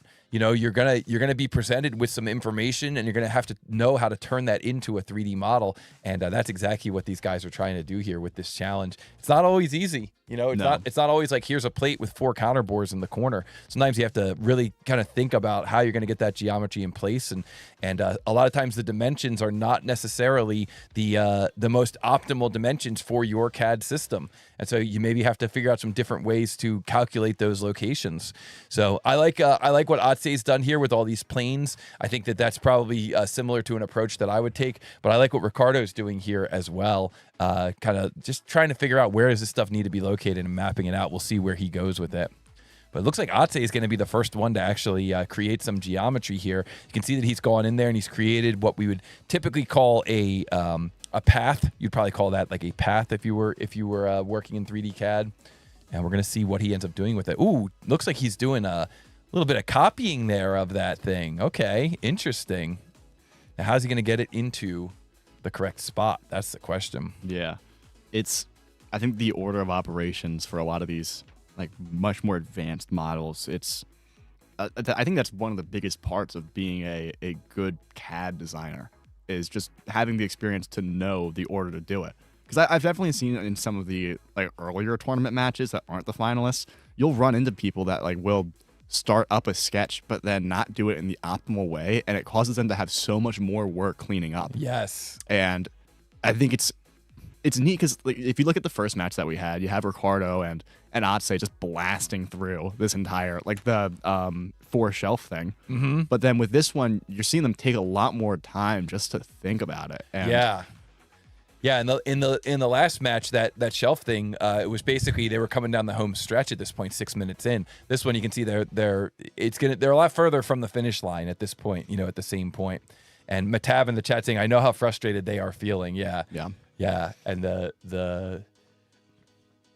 the creation of these features, it's also going to be based on the drawing. And I know that, a lot of times the drawings that I provide are kind of, we have to do what we can with the space that we have on the drawing. And so they're not always going to be like exactly to an ISO standard or an ANSI standard. But the thing you want to remember is that like, that's how engineering is. A lot of times you're going to get a hand sketch, a napkin sketch, and you have to kind of figure out and interpret how to turn that. Or maybe you'll see like a real world part and you want to try to figure out how to interpret that back into a SolidWorks model. Like I said, I saw this physical part when we were at the hotel when we went to PDX a couple weeks ago. And I thought to myself, like, well, how would you actually model that in 3D CAD? And that's what it's really all about is being able to look at just about anything in the world and know, right away how you would take that thing, whatever that thing is, and turn it into a 3D model. And it's a big part of what we learn in the Too Tall Toby community. And I think that we're seeing a couple of guys here who are real masters at that skill. Yeah. Matab in the chat says, looks like Otse has more work done. Yeah. Let's see if Ricardo, look at Ricardo using a 3D sketch in SolidWorks. So you can see that Otse decided to create some planes, and he's doing most of his work in 2D sketch mode, which I think is usually a little bit easier, a little bit more intuitive. But Ricardo using 3D sketch mode. And now look at Otse. It looks like he's been able to construct all those paths, which Ricardo is still running down here. Now, is he going to have to create a circle for each of those and then bring that circle over? Nope. Looks like in SolidWorks, he's using the option for circular path, circular profile, and he's just using that and then picking the sketch. Wow, he's going to make short work of these things if he's able to just keep using that tool. You'll notice he's also using a shortcut to repeat the previous command. That's one that I think is really important to learn that workflow. These types of like over and over and over again types of applications are things that really come up often in 3D CAD, and learning how to quickly cycle through them can be a real nice time saver, which we see him doing here. He's not rotating the view. He's not zooming in and out. He's got like a perfect view where he can just do all this work and kind of do it in batch. And that is a really important skill when you're working. Matab in the chat saying enter key for the win. Yeah, exactly. You just press enter to get that to repeat. And so that's a really important skill to learn. And now we see it looks like Otse is kind of coming down the home stretch. Now look at this. He's using an auto dimension to define the height location for these hole wizard holes, and then another auto dimension to define the horizontal location just using construction lines. And that's going to set him up now to go into hole wizard. Look how quickly he was able to get those located. That's the kind of shortcuts that I'm talking about. That is a really cool shortcut. And so now look at how quickly he's laid out the geometry for these hole wizard holes. He knows exactly where they need to be positioned now, and he just did that using a sketch and auto dimensions instead of doing it the way Matab did it, where he kind of manually went in and added those dimensions. I really like that workflow, and I'm so thankful that Otse showed us that here in the live stream. So cool. So now he's going to try and get that geometry over. Oh, look at that. He had a plane going down through the middle. Ooh. So Otse was able to mirror that across. Wow, this is a real clinic on shortcuts here. This is really, really cool to watch. Very, very impressive. Yeah, I agree with what Sven is saying in the chat there. And Maramu is saying, what a nail-biting finish. Yeah, this is really, really getting close here. And so we're now watching to see what else is needed to be done here. We're kind of watching to see what Otse is doing here. I'm not actually sure what's going on with this feature. I'm a little, maybe there was like extra geometry that he didn't realize he had, or I'm not exactly sure what's going on here. Maybe he's double checking. Yeah, making sure that he's got everything in the right spot. Yeah. This is one of the unusual matches you see, especially among these two, where normally you just see them, like I said before, in the first match, they do the first half and you don't think anything's happening, and in the second half, everything's happening. But it looks like with this one, it's very slow and steady kind of design from both of them.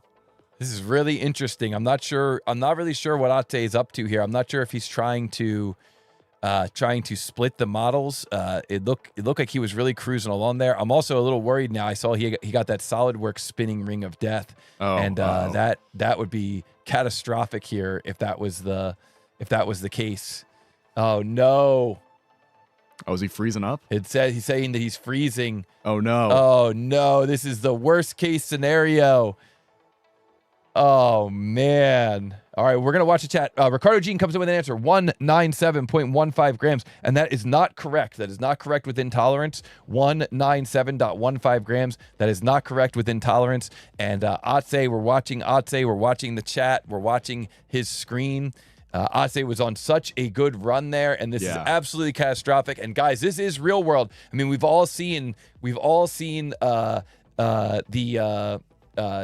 been in the situation where you're running in SolidWorks for a while, you haven't saved in a while, and you go to do something, and then SolidWorks crashes, and it's really unfortunate. Yeah, bad advertisement for SolidWorks, says RIT. Yeah, really, really unfortunate. And okay, should have had Solidbox. Is he back? Is he? Oh wait, or is this somebody else's screen? I think we just let's see here. No, he's not back. That's Ricardo's screen. That's Ricardo's screen. So he actually dropped from the chat as well. He dropped from the meeting. So we're going to keep an eye on the meeting, but we're going to let Ricardo keep running. But right now, it's actually Ricardo that is on that other screen. I'm trying to see if I can get Ricardo to show up back on the first screen. But Ricardo is actually, let me see if I move this over just for now. Looks like a computer crash from Atse's Yeah, maybe a point. computer crash. Maybe he did a full restart. So we're trying to see what we can do to get Atse back in here. We're keeping an eye on. I mean, he's still in the meeting, but he's not showing his screen. Should have had a Solidbox, says Kasselhoff. Yeah, we agree with that. And man, Ricardo Jean's still going through. Ricardo Jean's still trying to come up with the correct answer. We see that Matab says, I wonder if he saved the model. We're waiting to see what's going on with Atse. But so man, unfortunate. so unlucky. Matab says, yeah. Device Green. Anon says, what is a Solidbox? Solidbox is a fantastic solution for CAD professionals as far as CAD hardware goes, computers, laptops, servers. Check them out at mysolidbox.com. They're one of the sponsors of this tournament. And with Atse crashing, that we're having a little tongue-in-cheek here, having a little fun, but Javilia saying hopefully he's got a recovery file. Yeah, you can go into your options, Atse. You can look in auto recover. We're going to do a little on-the-fly tech support here, Connor. Yep. You can look at your options for your location for your auto recover file. If you do have one, you can rename it to a .sldprt, and that will let you actually open that file if it doesn't open up in the bin. But interestingly, Atse is still in the meeting, in the web meeting, but his screen is not shown. I think that he's trying to maybe get SolidWorks back up and running. Wow. So I mean, it's good that this is a best of 3. But guys, don't forget, Ricardo has not yet earned the point. There's something going on with Ricardo's setup that has got him stuck. And if Ricardo doesn't answer it, maybe we'll give Atse a clock of doom and we'll give him a 5-minute speed run and see if he can still get it. JK Cam says his boss walked into the office and he had to alt tab. Oh yeah, been there. We've been there. Yeah, that's we've been there for sure. Complex model for SolidWorks. I hope this isn't considered a complex model. SolidWorks is like 30 years old. Yeah. I think they should be able to handle this, but maybe you're right. You never know. clearly, it is struggling with this. So, yeah. Yep, we're getting a lot of feedback here in the chat about what we think about SolidWorks stability. Good thing this isn't Yelp. We've all been there, yeah. He was on such a good run too. He was on a good run, but you know what? It's not over yet. Like I said, it's not over, and Atse is a fantastic competitor, and we're going to let this thing play out. We're going to see what happens. Looks like we're back to 300 viewers, so right now what's happening, if you're just tuning in, Atse was closing down on the correct answer, or at least on an answer, and unfortunately his SolidWorks crashed, and when his SolidWorks crashed, that knocked him out of the match, and we're waiting to see if he comes back in. Meanwhile, Ricardo Jean is trying to come up with the correct answer, and Ricardo Jean comes up with his second answer, and his second answer here is 192.447 grams, and that is not correct. Ooh. I'm sorry, Ricardo Jean, that is not correct. And so we're still waiting here to see what's going on with Atse. But I think what we're going to do is we are going to bring up the clock of doom. Yep, we are going to bring up the clock of doom here just to, Atse's been a friend of the channel for a long time. And we want to make sure that he has a chance here to get in. But the problem is Atse's not even in the he's not even in the meeting right now. And so I just want to kind of, if he's like getting SolidWorks rebooted or anything. Atse said that he's in here in the chat. He isn't here in the chat. Is that what you said? Yeah, up there. I am here. I am here. Okay, good. So we just need to get his screen sharing, and we need to see what he's up to. It says he's in the chat. I'd say if you can take a second and share your screen, we will bring up the clock of doom, and we're going to give you a proper go at this thing. But he is back here in the chat. And Ricardo Jean has answered twice incorrectly. This is the World Championship of 3D CAD speed modeling that we're watching here. We're just waiting for Atse to show his screen so that we're going to bring up the clock of doom as well. Atse is saying that he's in, so let's go ahead and just bring it up. The clock of doom. And here it is, the clock of doom. And it looks like, yep, Atse was able to get his screen showing again. So nice. let's show Atse over here on the correct side. Let's see where he is. Oh boy, I got he's 450 back at the beginning, and he's got 4 minutes and 50 seconds. And guys, this is going to be really interesting to watch. He's gonna truly be speed modeling here against the clock of doom. We're gonna put Ricardo Jean's screen up here on this side. Clock of doom is up and running, and this is the World Championship of 3D CAD speed modeling. And good luck to Ricardo. We're trying to move this out of the way so we can see what's going on. Yeah. We got SolidWorks. We got LiquidWorks. So now all we need is VenomWorks. VenomWorks. We can get BigWorks. If you guys get my reference, you get my reference. And let's bring up the print here as well. So if anybody's watching from home, they can kind of keep an eye on what's happening, keep an eye on the action. But wow, guys, this is a really cool part. Not an easy part. And good luck. Good luck to our one remaining runner. The way that this contest works is that if you answer twice incorrectly, you are no longer able to answer and earn a point, but the other person still has to earn the point. So we bring up what we call the clock of doom. Yes. And with the clock of doom up now, it's going to be up to Atse to see if he can assemble this thing in just 3 minutes and 44 seconds.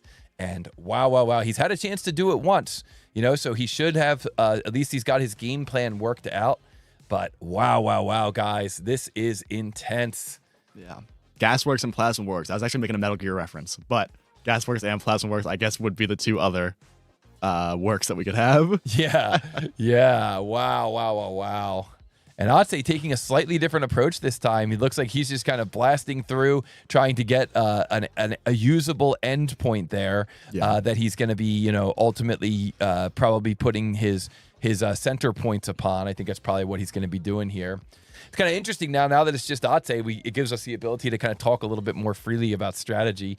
So this is pretty cool. So really interesting to see how he's doing this and what exactly he's trying to accomplish.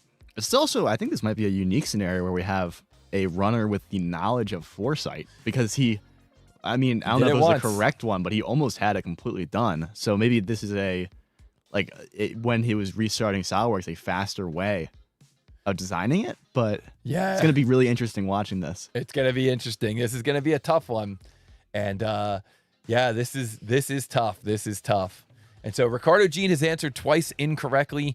Atse ended up having a crash a little bit earlier. So if you're just tuning in, this is the World Championship of 3D CAD speed modeling. You have to earn 3 points to win the World Championship. And we've been looking at this challenge for the past 20 minutes. We've got 2 minutes left on the clock of doom, and it's going to be up to Atse to try to figure out a way to model this thing. It looks like he's actually taken a very interesting approach here. He definitely changed his approach on this thing.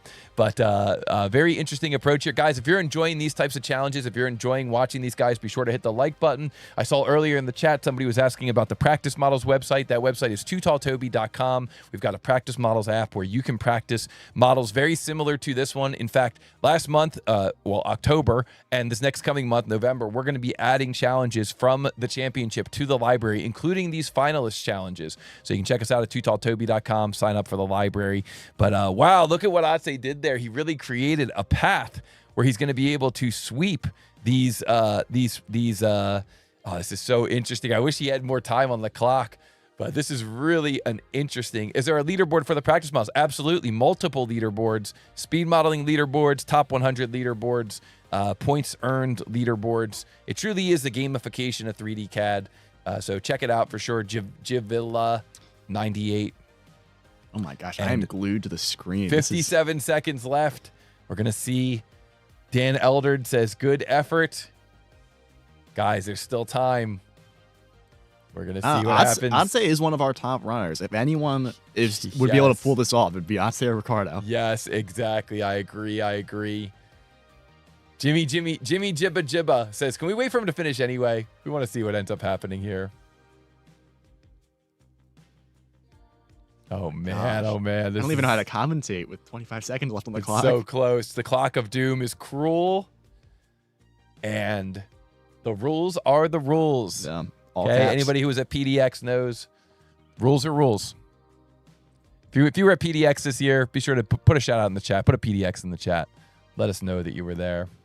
Here we go, guys. 10 seconds left on the clock of doom.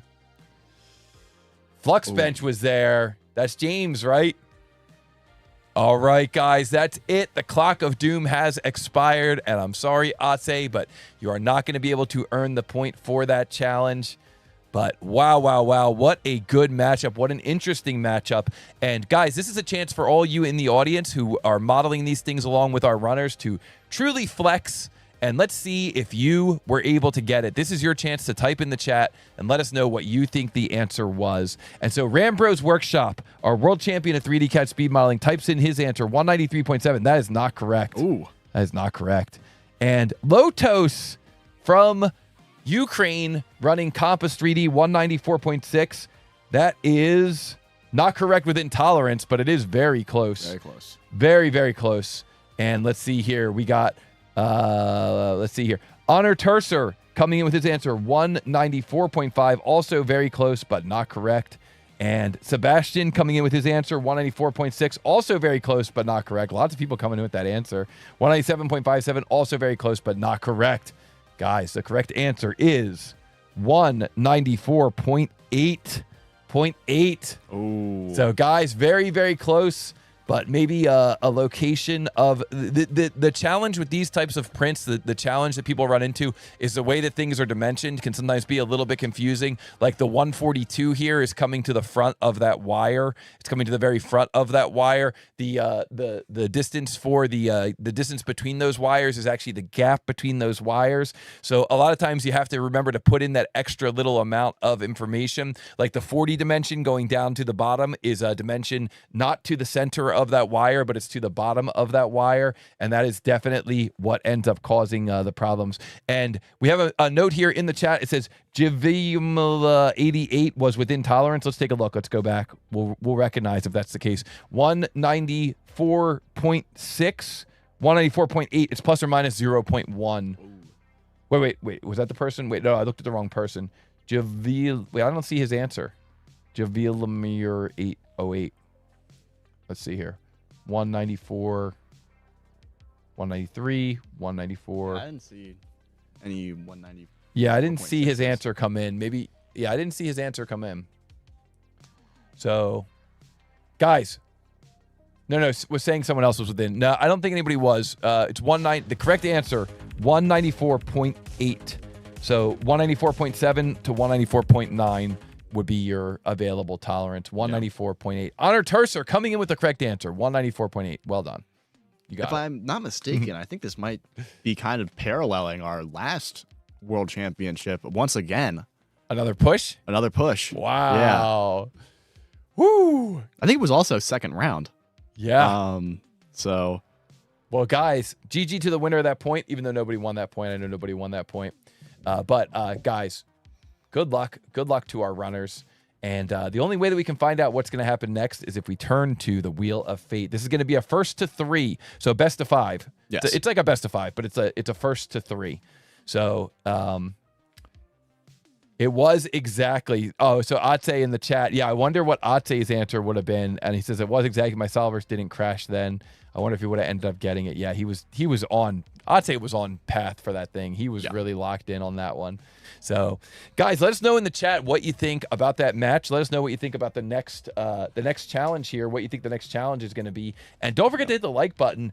We had a huge contribution there from Fusion Phil. We got 277 people watching this thing, and we're going to just keep going until we have a world champion. And the only way that we can find out what the next challenge is from the Wheel of Fate, thanks to our sponsor, Plasticity. You can visit them at plasticity.xyz, and we see that we've got, let's see what our first 10 people think it's going to be. Jim Yu thinks it's going to be 42. That's a great answer. That's the number one number.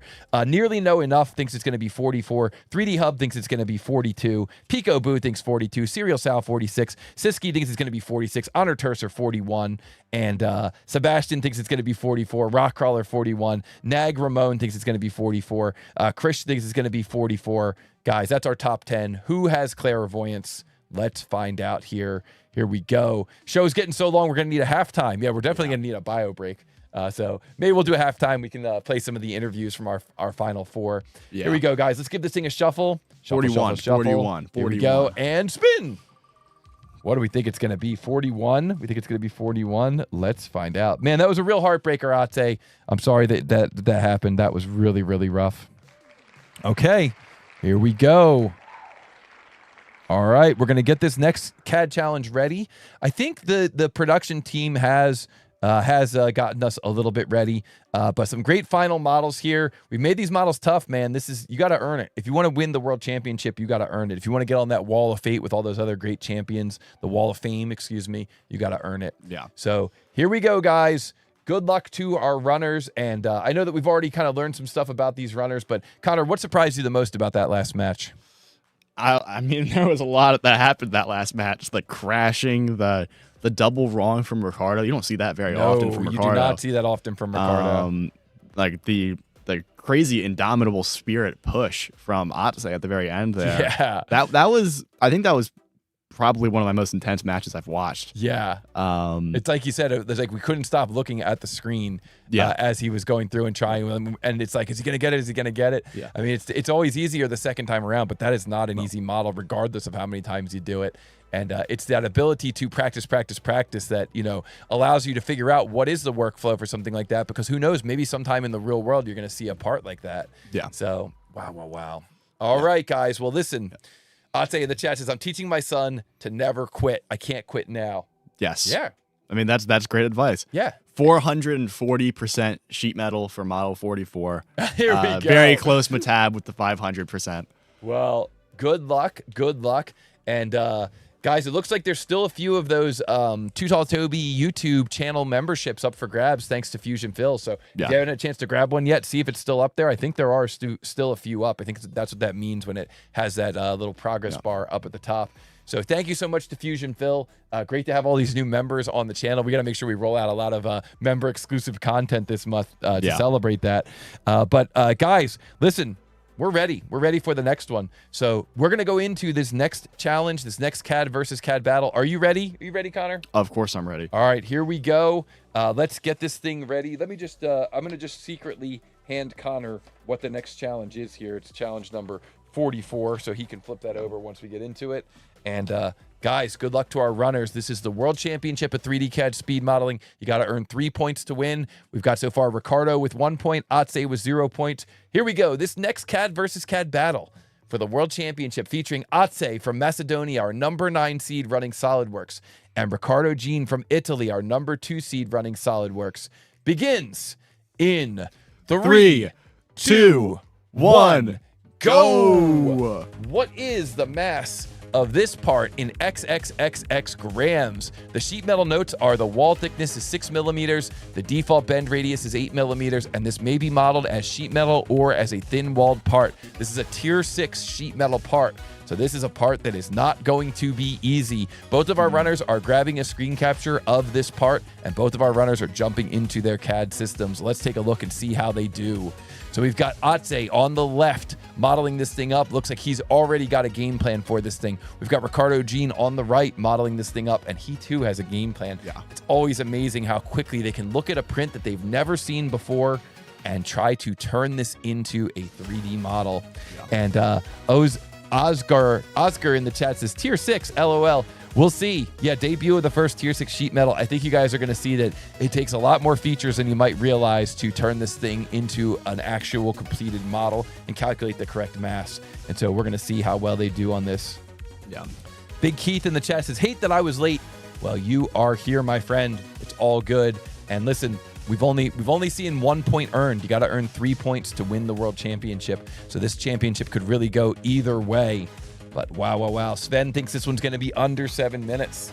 Yeah, I mean, with sheet metal with these guys, it's, I don't know, watching these guys do sheet metal is kind of like watching those like epic fail compilations on YouTube, where I love watching them and I hate doing them.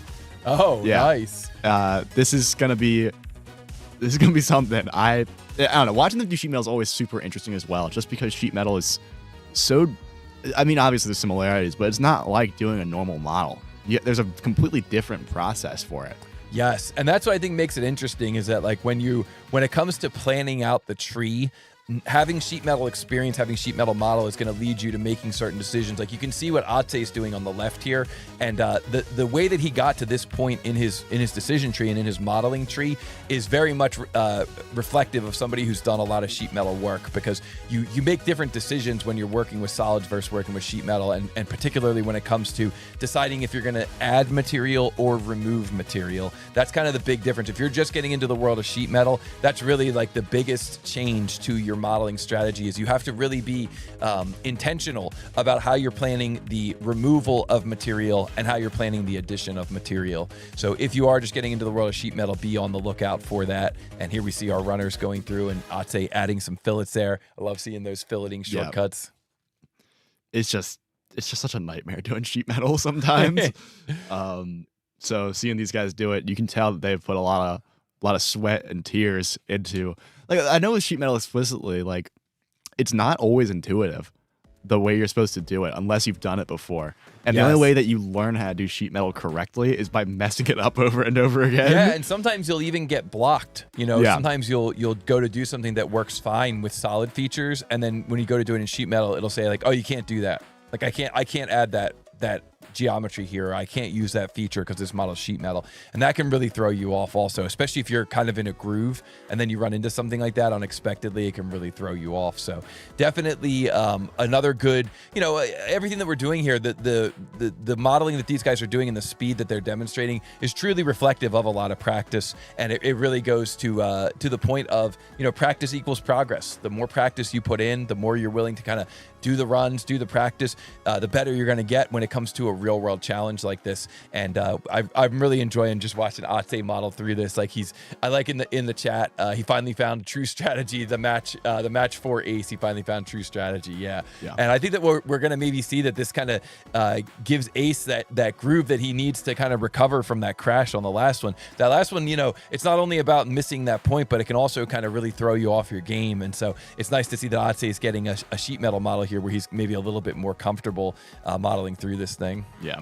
It's also, I know we were talking about this with the last match, but especially with sheet metal and with like the errors, it's just like, oh no, you just can't do this. The workflow and the planning of like, oh, I'm doing this first and then this second and then this third is even more important.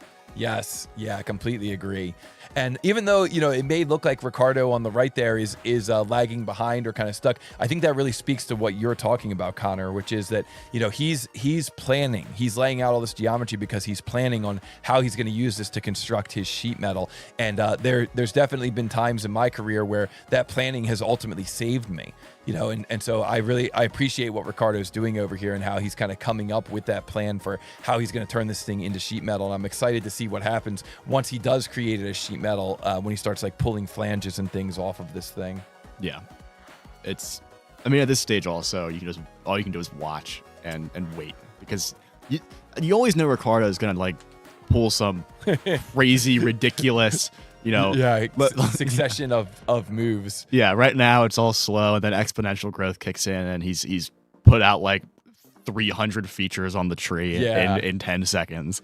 Well, and that's the thing too, is that like it's really a testament, not only to his capability as far as a modeler goes, but when it comes to Ricardo, when it comes to Otse, if you look at Otse's feature tree, look at this thing. He's already got like 10, 15 features in the tree. Yeah. And that's the thing about sheet metal. Like when you look at that print, you might think, oh, this is going to be way easier than some of the earlier ones that we saw in this tournament. But the thing is, like, look at that feature tree. Once the property manager goes away, look at all those features he's already got in the tree. That's the thing about sheet metal, is that a lot of times it does take more features than you might expect to get to the desired results. Yeah. So it's good these guys are using SOLIDWORKS too. I remember one of the matches that we had in a previous tournament. It was I forget what program they were using, but didn't have sheet metal, so they had to manually put all this in. Yeah. And that shows the whole reason why the Wheel of Fate is so important, right, especially with cross-program matches. Yeah, or if you don't know sheet metal. Yeah. Oh, but wow, look at my tab in the chat says Ricardo is catching up though. And he's right. Look at this. This is what you were talking about, Connor. Ricardo, all of a sudden you look away for a second, you look back and look at that. He's already got that entire lower section with that tab sticking out the front, with the hole and the rounded front. Yeah. My goodness, Ricardo. What a master. What a wizard. Wow, wow, wow. Really cool to see this. Yeah, it's like a Rube Goldberg machine. And looks like Otse bringing up the measure command there, trying to make sure that he's got his distances correct. Interesting, interesting. Wow, wow, wow. Guys, thank you so much to everybody for tuning in. Don't forget to hit the like button. We've passed 2 hours now. Honor Terster saying we've passed 2 hours now. We've officially gone past that 2 hour mark, and we're just going to keep going. This stream is not going to end until we have a champion. Yeah. So, whoa, what's going on with Otse's cut there? That was unexpected. I don't think that's what he was hoping to accomplish there. I mean, that's not what the sketch looks like. No. What the heck happened there? Oh, look at him unchecking some options there in sheet metal. Oh, wow, unchecked the option for optimized cut and normal cut, and then that fixed the issue. What a strange error. And, would you even think to check that if you didn't have sheet metal experience? I would have never thought that was the issue. That sketch and that cut looked perfect, and then as soon as he did the cut, it looked crazy. But he knew just to get in there and make that one change, and then that fixed everything up. That is so cool. Yeah. Man, that's somebody who's put in a lot of practice on sheet metal.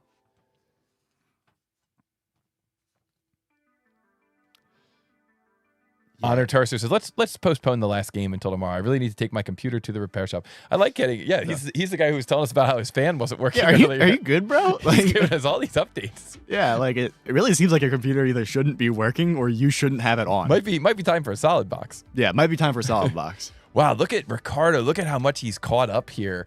He's already, if he gets this last feature in, he's going to have the one half of the model complete, and he's going to be able to move on to the final. Oh my goodness, look at how fast he's moving. Wow, guys, this is neck and neck. I did not expect it to get this close here in the end. Yeah, are they at the exact same point? They're at the exact same place in this thing. They're both mirroring. Who's going to come in with the correct answer first? We're watching the chat. Who is going to enter the correct answer first in the chat? Wow. Oh my goodness. Oh my goodness. Otse coming in with his answer, 2038 grams. And Ricardo Jean coming in with his answer, 1947 grams. And guys, the correct answer is 2038 grams. Let's go, Otse. But wow, what a close ending. What a catch up there from Ricardo. And Otse is going to win that point and win that sheet metal matchup. And wow, wow, wow.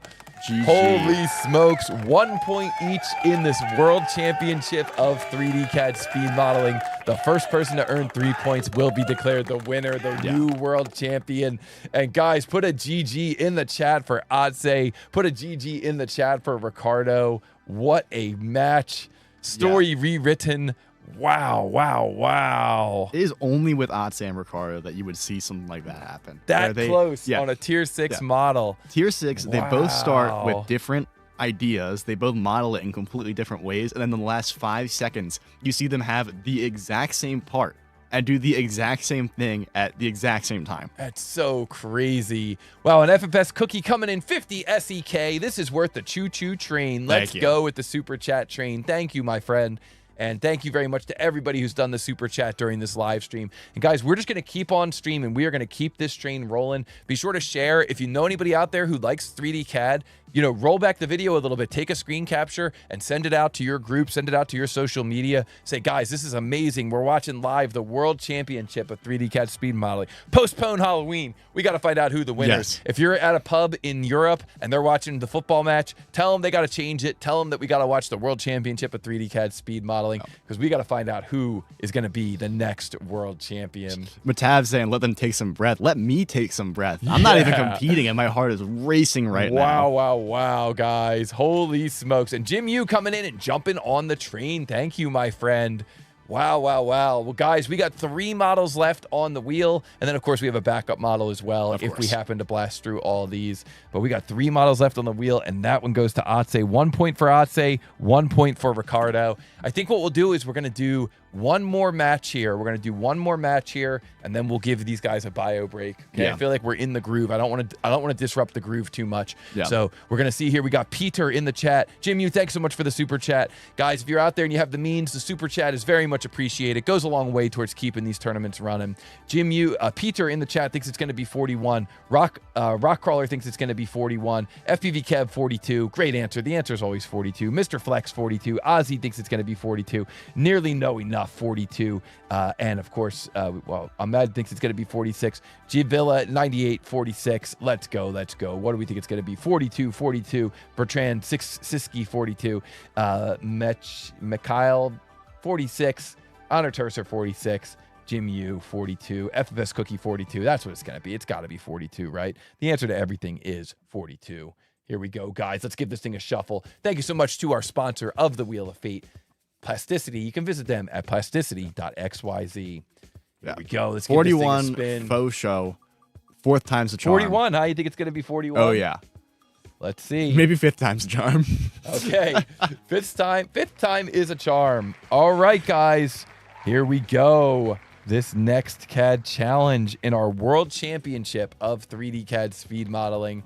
Man, that was incredible, that last one. Seeing Atse seemingly so far ahead and then watching Ricardo catch up like that. Wow, that was incredible. Yeah. Flux Bench in the chat says, I love the different approaches. Solid for Atse, sketch for Ricardo. Yeah, really cool. Really cool to watch them going through that. My goodness. All right, guys. Listen, the production team is going to get this next challenge ready. Connor, any advice you would give these guys as we're watching these two wizards? I mean, I know they're the wizards, but any advice you would give them? I mean, I can't give them any advice on how to model. That's their game. But all I can say is remember to take deep breaths, remember to stay calm, and most importantly, remember to drink your water.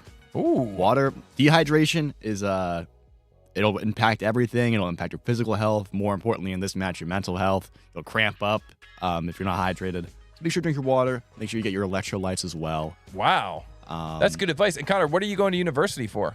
I'm in university right now as a biology major with a pre-med track in the hopes of being a orthopedic surgeon with a specialty in elbows and in knees. Whoa. So guys, if you're using your elbow a lot as you're doing this 3D CAD, this guy back here, he knows. He's giving you the right advice. So that is awesome. Drink water. It's a healthy habit. Yo, that is fantastic advice. Yeah. Guys, good luck on this next match. I know you guys are already in the groove. I know you guys are feeling. I know you guys are ready for the next one. So here we go. We're going to do this next match. Then we'll take a short bio break, and then we'll come back and we'll finish this thing out. But let's get this next match underway. And here we go. This next CAD vs. CAD battle featuring Atse from Macedonia, our number 9 seed, and Ricardo Jean from Italy, our number 2 seed. This is for the World Championship of 3D CAD. Atse has 1 point. Ricardo Jean has 1 point. You need 3 points to take down the championship. Let's see who's going to earn this next one. This next CAD vs. CAD battle begins in 3, 2, 1, go. What is the mass of this part in XX.XX grams? The tolerance is plus or minus 0.03 grams. This model is made out of ABS and it's called Ice Tray Top. Good luck to our runners. This is going to be a tricky model, but I think you guys can get through it. Make sure you take your time, look at the notes, and guys, both of our runners are already in their CAD systems, and both of our runners are already modeling. So we can see here that we've got Atse on the left using SolidWorks, Ricardo Jean on the right using SolidWorks, and this part is called Ice Tray Top. Tricky part here. Yeah. We got some spherical cuts, and we've got these spherical cuts in a pattern of some sort. So we see here in the chat, Matab in the chat saying pattern again. Yep, another pattern. Although, that one with the wires wasn't necessarily a pattern. I don't think anybody did that. Monty saying pattern. Yep, looks like it'll be a pattern. Looks like those plastic wrap pops. Yep, looks kind of like bubble fidgets. Yep, it definitely does. And Honor Tercer saying, Tudal Toby, it came from your fridge. Yes, indeed, my friend. That is exactly where it came from. And maybe we'll even show you guys what it looks like when we're done here. We'll go to full screen and show you guys what it looks like. But wow, we see Atse on the left drawing first blood, getting that solid feature in there, getting that brim running around the bottom as well. Very nicely done. Ricardo Jean on the right. Looks like maybe he's just taking a moment here and kind of planning a little bit. And now he's going to try and turn that plan into reality. And very interesting from both of our runners here. Interesting that both of our runners have it's interesting that both of our runners have these. I see what's happening. They both have their temporary axes showing. Kind of wondering what those double dots are doing, but I think those are just our temporary axes. And so now we see Atse getting in here and getting ready to create this first feature. He's got a game plan. He knows what he's doing here. He's jumping right into it here. And we also see that we've got Ricardo Jean on the right looking at this thing, looking down from the top. He knows what he's doing. He's got a game plan. He's jumping into this as well. Very interesting model here. I think that what we're going to see a lot this time around, Connor, is we're going to see our runners kind of stopping and looking at the drawing and asking themselves if they're doing it right. And they're both going to be kind of trying to figure out what is the actual game plan for this. And then when we get into the pattern, I think we're going to see some interesting challenges with the pattern as well. Yeah, I think that especially with Tier 6 and with these two runners, Atse and Ricardo, who have been here before and have this ain't their first rodeo, they'll see this and it seems like not the craziest complicated, but then they'll remember that it was Tudal Toby who designed it, and he purposely makes it kind of difficult for a lot of these. Yes, so you can't use exploits. Yes, indeed. Spen in the chat saying, what exactly defines first blood? I usually just say it when I see somebody create the first feature, the first solid, and it certainly is possible that occasionally I get it wrong. Like I might say first blood, and the first blood was actually the other person. But yeah, we just say the first extrude. Yeah, the first solid feature on screen. Yeah. We give them first blood. So Ricardo Jean, interesting, decided to create that sketch and do looks like he did a cut revolve with that sketch, and getting in that first little like bubble shape there from that sketch. And now what is he using here? Is he using a pattern? No, he's using a move copy. Very interesting. So yeah, I couldn't really tell what was going on, but it did indeed look like he created that as a solid rather than creating it as a solid rather than creating it as a cut. I think I said it was a cut a moment ago, but actually looks like he did it as a solid. I'm looking at the tree again. Looks like it's more of that like macaroni noodle as a solid. So Matab in the chat saying maybe he's doing a Boolean approach. Very interesting. So with Boolean, you can see that he's going to be creating the solids, kind of laying those solids over the entire model and then doing some type of a subtract with those solids. And we see Atse on the left doing a fill pattern. Interesting approach here. Wow, I was not expecting that at all. And doing a fill pattern here and maybe overfilling to create that shape. Let's see, in the fill pattern, can you specify the angle? It looks like you can. Oh my goodness. Wow, I was not expecting that. Holy smokes. That was really, really impressive. Wow. Nice job to Atse coming up with that workflow. And look at that. Look at how quickly he was able to get in there and pattern that, and then shell. He applied that shell on the bottom. So it looks like Atse definitely in good shape here with this model. But listen, guys, we're far from over here. There's still some other elements of this model that need to be accounted for. Yeah. So for example, he's going in now, and it looks like maybe he's creating the cut extrude. Now, what is he going to do with that cut extrude? Can he use the same trick with the cut extrude now that he's kind of butchered that face? We'll see what happens. We're going to watch here. We're going to see how he does it. Krishna in the chat saying, Atse, don't forget to save. Yeah, that's probably good advice. Yeah, very good advice. Yeah, I like that. For LiquidWorks. I was not expecting that. That's funny. All right. And Let's see here now. Ate taking a look at this thing from a section view, trying to figure out what's going on. If you guys notice on the bottom of this part, there's even some additional geometry going on the bottom of this part. There's some ribs on the bottom of this part that our runners have to account for as well. And so it looks like Ate is getting in there and trying to account for that. But this is definitely a tier 6 model here, really close to a tier 7, but a tier 6 model here. And a lot of features on this model, and even some extra features at the end, which we can see Ate trying to go through and accomplish. You can sort of see that. It's a little bit obfuscated by the overlay, but I think there we go. You can see that he got in there and created that rib shape. So he's got one of them. Really neat. What I was really trying to figure out what Ricardo's doing right now. Yeah, He's doing definitely some unorthodox methodology with this. Yeah, wow. Pick the entire face for that shape. Interesting. Yeah, part of what makes this model a little bit tricky is what's going on with that, with that fillet there that Ricardo just dropped in there. And I think that we might end up seeing a delete face here. It looks like, he is in the delete face command because those fillets are not identical. There's a little bit of a variance there on those fillets. So him picking that top face, I thought was a great way of doing it. The problem is now he's got to figure out a way to, wow, look at this. He's going to use a face fillet and select tangency to go around and get that larger fillet. And Ate comes in with an answer, 94.51. That is not correct. That is not correct within tolerance. So Ate coming in with his answer. My gosh, guys, we saw a couple of things there. First of all, Ate coming with his answer within 6 minutes and 50 seconds. Incredible. And then I was watching Ricardo Jean coming in or creating that extra fillet using a face fillet. That was really, really clever. I was definitely not expecting that. So that was man, really awesome. I got to give a huge shout out to Ricardo Jean. Because a face fillet will just kind of it'll kind of bulldoze over the original fillet.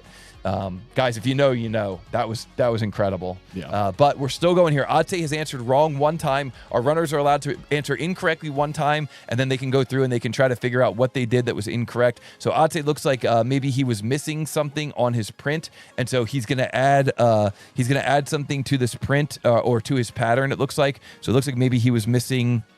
He was definitely missing something, and it looks like maybe he's adding that in now and trying to figure out if that's going to be enough to give him the results that he needs. And wow. So impressive from both of our runners. That face fillet was super creative. Yeah, I got to say that was definitely the highlight of this match and possibly the highlight of the entire tournament. I'll be honest. That was really cool. Yeah. Seeing that face fillet, I was not expecting that at all. And GTH seventh, we're gonna try and make sure that we don't tell them if you happen to notice anything that maybe looks out of line. We're not gonna tell them. We're gonna let them figure it out on their own. Yeah, I don't know. This is a classic Ricardo moment where he's just doing some weird stuff and then it all comes together and you're like, wow, I did not see that coming. Classic Ricardo moment. Yo, let's see what happens here. We're gonna see here what happens with these runners, and they are both. Either one of them could easily jump in and take this over. And wow, Matab is probably really enjoying this part of the challenge where Ate is using a sketch pattern. Matab is famous for saying that sketch pattern is his least favorite feature in SolidWorks, and now we see Ate using sketch pattern here. And wow, look at this neck and neck. Both of our runners are going to be coming in with an answer. We're watching the chat.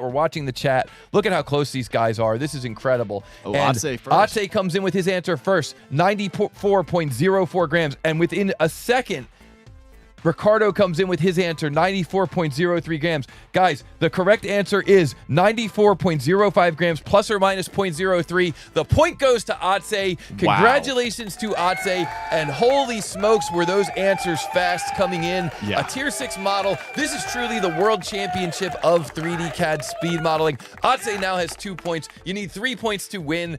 And holy smokes, was that fast. Bathroom break. Let's hype it up. We're going to do a bathroom break here in a second. But guys, be sure to put a GG in the chat. Be sure to hit the like button. We're not going anywhere. We're just going to play a little video here of our final 4 runners so that you guys can meet the final 4. But holy smokes, that was incredible. What a matchup. Tier 6 model coming with answers within 1 second of each other. Less than 10 minutes to complete that whole thing. Ate says, I got to go to the bathroom. You go to the bathroom, my friend. We will not start until you guys get back.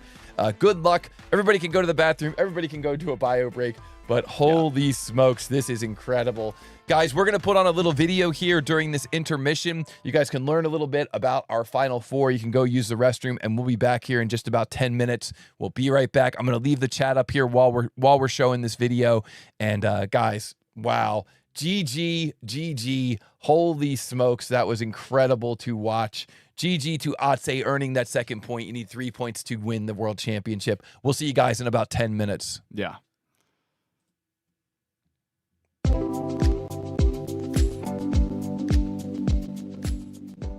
Hey, what's up, everybody? Too Tall Toby here. And last week, I got to sit down and ask some questions to each of our final 4 runners in the 2025 World Championship of 3D CAD Speed Modeling. Let's see what they had to say. So congratulations on making it to the final 4. Let's start out by learning a little bit about you. What is your name and where are you from? Hi, I'm Neil, and I'm from San Diego, California. And right now I'm studying at University of Wisconsin-Madison. My name is Max, and I am from Denmark. My name is Alexander Mihailovsky, Alexander short for Ace, and I come from Macedonia, or like Toby pronounced it, Macedonia perfectly in Macedonia. I'm Ricardo Jean from Brazil, and I've been living in Italy with my wife for 7 years, because my family is also Italian. When did you first start using 3D CAD, and how do you use it at your job today? So I first started with 3D CAD back in elementary school, so that was 9 years ago. And I started with AutoCAD actually, so that was I just did 2D CAD back then, and now I learned Fusion and SolidWorks and how I use that at my job today. So right now I'm working an internship at an electronics company. They make robotics controllers, and my job was to basically integrate the electronics controller into real-life solutions. So for example, I designed enclosures that have cooling that can integrate these into, for example, quadcopters and underwater vehicles and such. I started with FingerCAD. I think many did, and when I realized the limitations, I switched over to Fusion. It's maybe 7 years ago. I first started using CAD 2008, first year at university, and I started with AutoCAD and then with SolidWorks, and it felt like I was running a marathon, and suddenly somebody gave me a Ferrari, and I fell in love with SolidWorks ever since, and I'm working in SolidWorks ever since.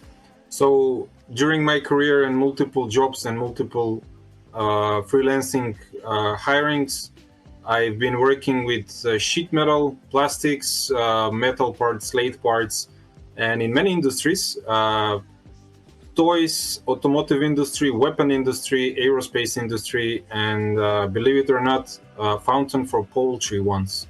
It was amazing. In 2007, my father taught me how to use the basics of SolidWorks, and I really want to learn more. Years passed, and today I am the reference in the work team when it comes to SolidWorks, due to the great knowledge I have. How did you first hear about Too Tall Toby's World Championship of 3D CAD Speed Modeling, and what made you want to get involved? So I first heard about Too Tall Toby from the just YouTube recommendation. I saw the World Championship back in 2024, and I thought that was really cool and really interesting. And I clicked on the website and did some practice models, and I thought I could be a pretty good fit for this competition. It just popped up in my YouTube feed, and I think that sounds interesting. I've never heard of speed modeling before. So and I watched some of the videos, and I thought to myself, well, I think I can compete with that. Funny story. I was at work and a colleague of mine came for advice. He wanted to do a sheet metal part, and I fixed the sheet metal part pretty quickly because I was just doing something very similar. And my colleague was, wow, that was really, really fast. You should qualify for the championship. And I was like, what championship? And he says, I don't know, there's got to be a championship. And we Googled, and Toby came out. So we opened the link, a sheet metal part came out in a CAD versus CAD battle. And I said, I can do that faster. And I sat down and I did it faster, and I got hooked. In 2019, I created the pianoforte exercise, in which I timed how long each designer took to complete. A total of 20 Brazilian and Italian designers did it. Later, I created a statistic to study how fast modeling works. At the beginning of 2023, I participated in the Model Mania competition, and months later I searched for 3D competitions, and I found Toby and the Model Monday Live. It was exactly what I was looking for. So at the end of the year, I entered in my first CAD versus CAD competition, and a community passionate about 3D modeling. When you're competing in this tournament, on the day of one of your matchups, going head-to-head against another CAD expert, how do you feel? Yeah, it's super stressful. Like literally on my first day when I was competing against James, that was my first ever like CAD competition against another person, and that was incredibly stressful because I didn't know what to expect. I didn't know like how fast the other people were, and like when I was submitting answers for both of the matches against James, I was like, my hands were literally shaking, and it was really difficult to even submit the answers. So yeah, it's really, really stressful. Yeah, I'm really nervous actually, but I try to calm down and take deep breath so I can stay focused. But I'm actually really nervous. Honestly speaking, I've been practicing with Metab and Chris Bico for this tournament, and I could never had such friends and such knowledge sharing between people if it wasn't for you. So it's really, really, really important stuff that you do here. That's not awesome. For me only, for everyone, for the community, for young engineers and so on. That is the question. I feel extremely nervous with my heart pounding, with the emotions running high, and the real challenge is calm down and just modeling, just it. You're going into the Final Four against 3 other experts. If it's not you who wins it all, who do you think will be the champion? Oh man, that's a tough question. I think Ricardo Jean from Italy is gonna probably win it all. I mean, he has a lot of experience with like in the industry with 3D modeling. You know, he does it professionally for work, and yeah, I think he's gonna win. I think Niels will win. I think he's very fast, and of course he used fusion. Easy answer, Ricardo. We've been in the finals in the Spring Open. He beat me, so if I don't beat him in a rematch, he will be the champion. All the participants are fantastic, very fast. Niels and Max are newly. We don't know how the tricks they can have, and they can surprise us. But I bet the winner can be Ace Svaba, because he is very innovative, very creative, and he can be the winner. And finally, you've made it to the Final Four. You're going up against 3 other experts. If you could deliver a message to your competitors in this Final Four, what would that message be? I mean, obviously everyone did really well up to this point. I just want to say good luck to all the competitors, and may the best cadder wins. I wish him great luck, and everyone deserves to have a chance. Yeah. Go easy on me. We all have a 3D printer now. Just let me have the best one. Good luck for the runners, and let's do your best.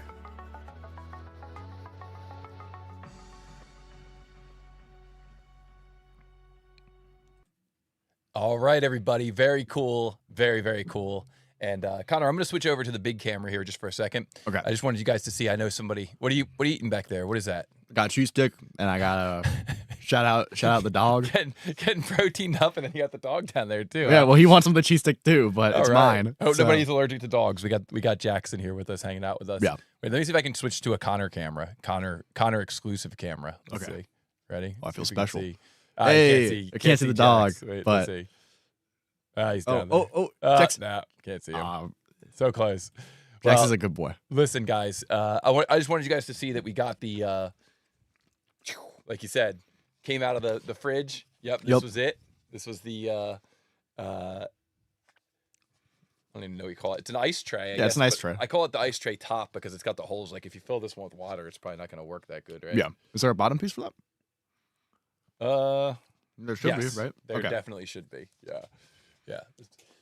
Turn this off. If it looks any better. It does not.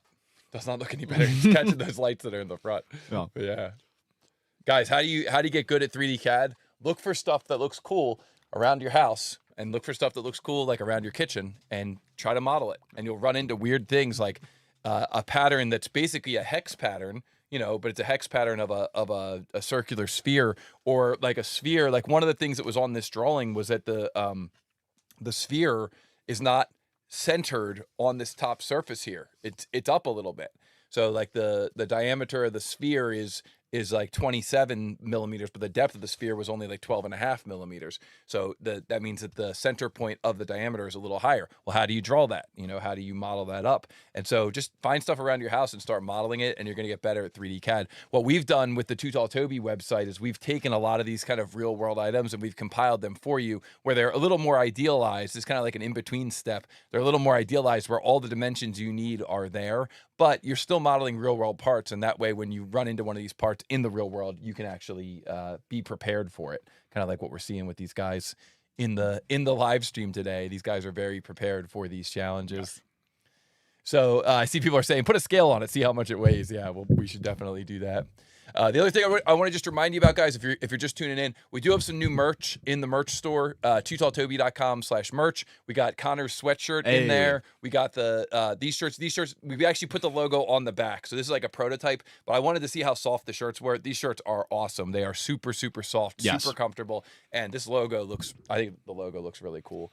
This is a cube that was in an earlier tournament. It looks really, really cool.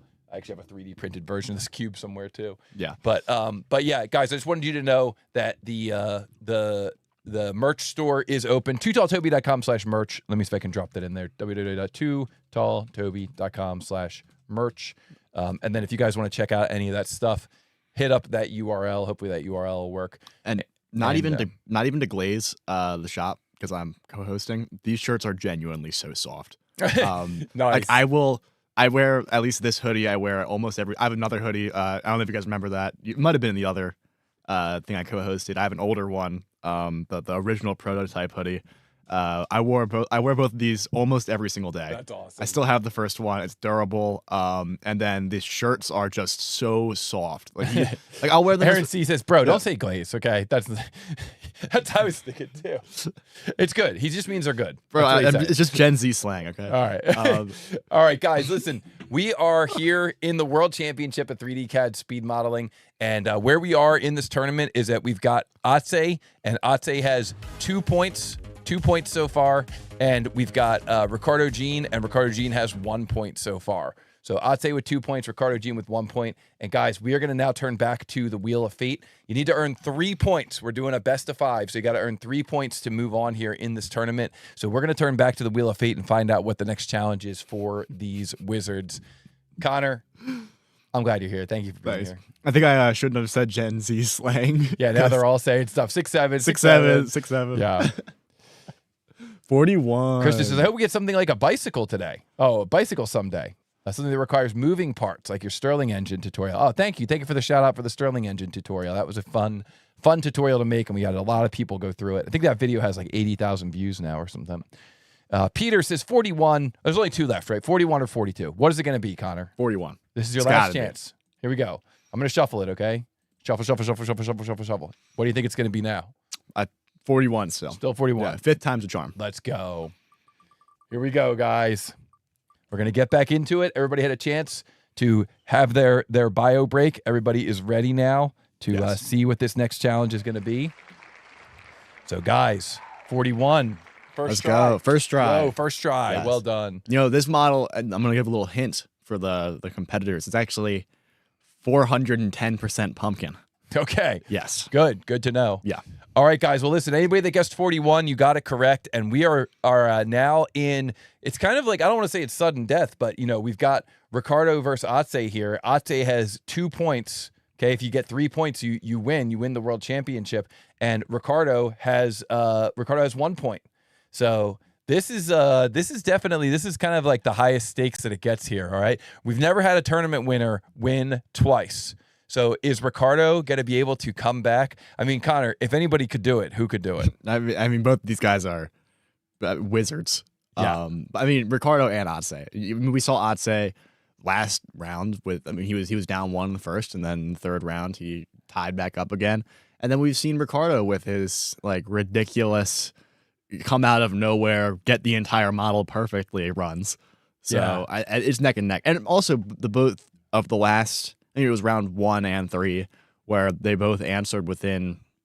I mean, That's the first the round thing. was within 5 seconds, and then third round within 1 second. Yeah, that's the thing. They're answering so quick within one another. They're both truly champions. This could really go either way. And so, guys, here we go. We got some people in the chat thinking that this is Atse is goated. All right, let's ace it, Atse. Let's go. Pico Boo says this is just like the World Series. Yo, good luck to both of our runners. This could go either way. Here we go, guys. We're going to get started here, so I hope you guys are ready. Maybe Atse and Ricardo, just put a 1 in the chat. I just want to make sure you guys are both back from the break. So I'm just going to ask Atse and Ricardo, just put a 1 in the chat. Let me know that you're here. Good. Ricardo is here. And make sure that Atse is here as well. Pico Boo says, good luck. Atse says, let's go. No ones for me. Let's just go. All right, here we go. Guys, this is the World Championship of 3D CAD speed modeling. You got to win 3 points to become the champion. Atse has 2 points. Ricardo Jean has 1 point. This next CAD vs. CAD battle featuring Atse from Macedonia running SolidWorks, our number 9 seed, and Ricardo Jean from Italy running SolidWorks, our number 2 seed. This CAD vs. CAD battle begins in 3, 2, 1, go. What is the mass of this part in XX.XX grams? The tolerance on this part is plus or minus 0.02 grams. The mass of this, the unit system is MMGS. The material is ABS. Both of our runners are grabbing a screen capture. This is a model that can be 3D printed. It actually has a functional purpose. So here we go. Both of our runners have grabbed a screen capture. Both of our runners jumping into 3D CAD. Atse on the left running SolidWorks. Ricardo Jean on the right running SolidWorks. And it looks like it's going to be Ricardo Jean who draws first blood, but it was almost too close to call. Yeah. And Atse jumps right into his second feature. And Diverse Green says drill vacuum help thingy. Yep, that's what it could be called for sure.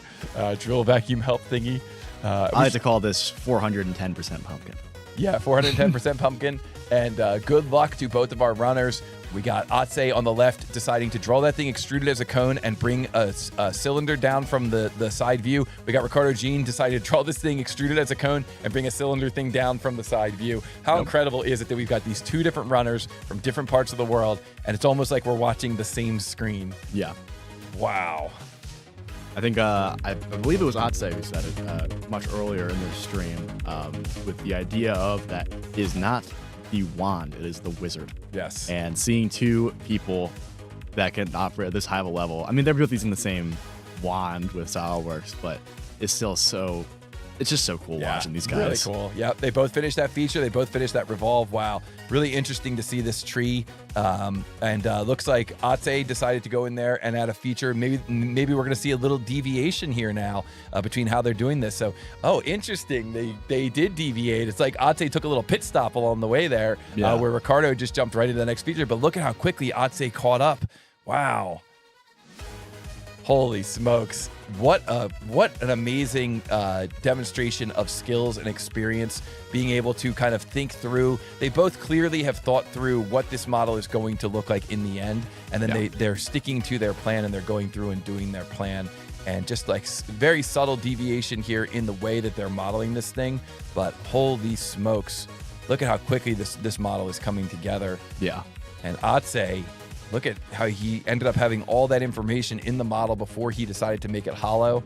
And we got, looks like Zindam Maku is actually putting in odds here in the chat. That's interesting. We got a bookmaker in the chat.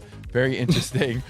Oh, man, this is going to be close, guys. They are both coming down the home stretch here. Very interesting to see how both of them are handling these features. You can see that like it's just these subtle little deviations in their strategies, and we're going to find out, you know, which one pays off. You can see Ricardo Jean maybe did a little bit better planning for this section of the model, but who knows? Maybe Atse's got some tricks up his sleeve also. Yeah. SolidWorks looks like it's making him go through and pick all the contours there, but no problem. Looks like he was able to do it.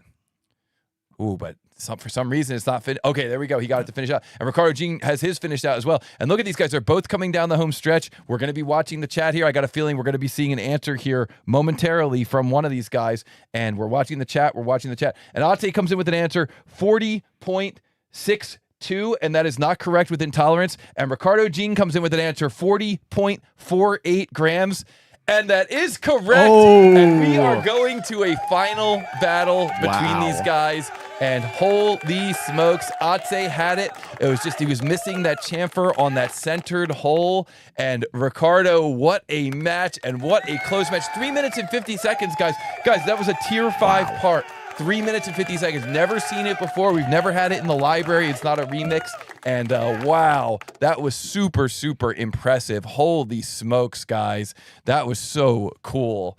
And man, this model, you can see here this drawing, like I said, it's a tier 5 drawing here. And this one was inspired. I saw a Reddit post, okay? And the Reddit post was by this guy. Anything but stock was a super valuable skill. It's super helpful to be able to do that. And we saw an example of that from this model.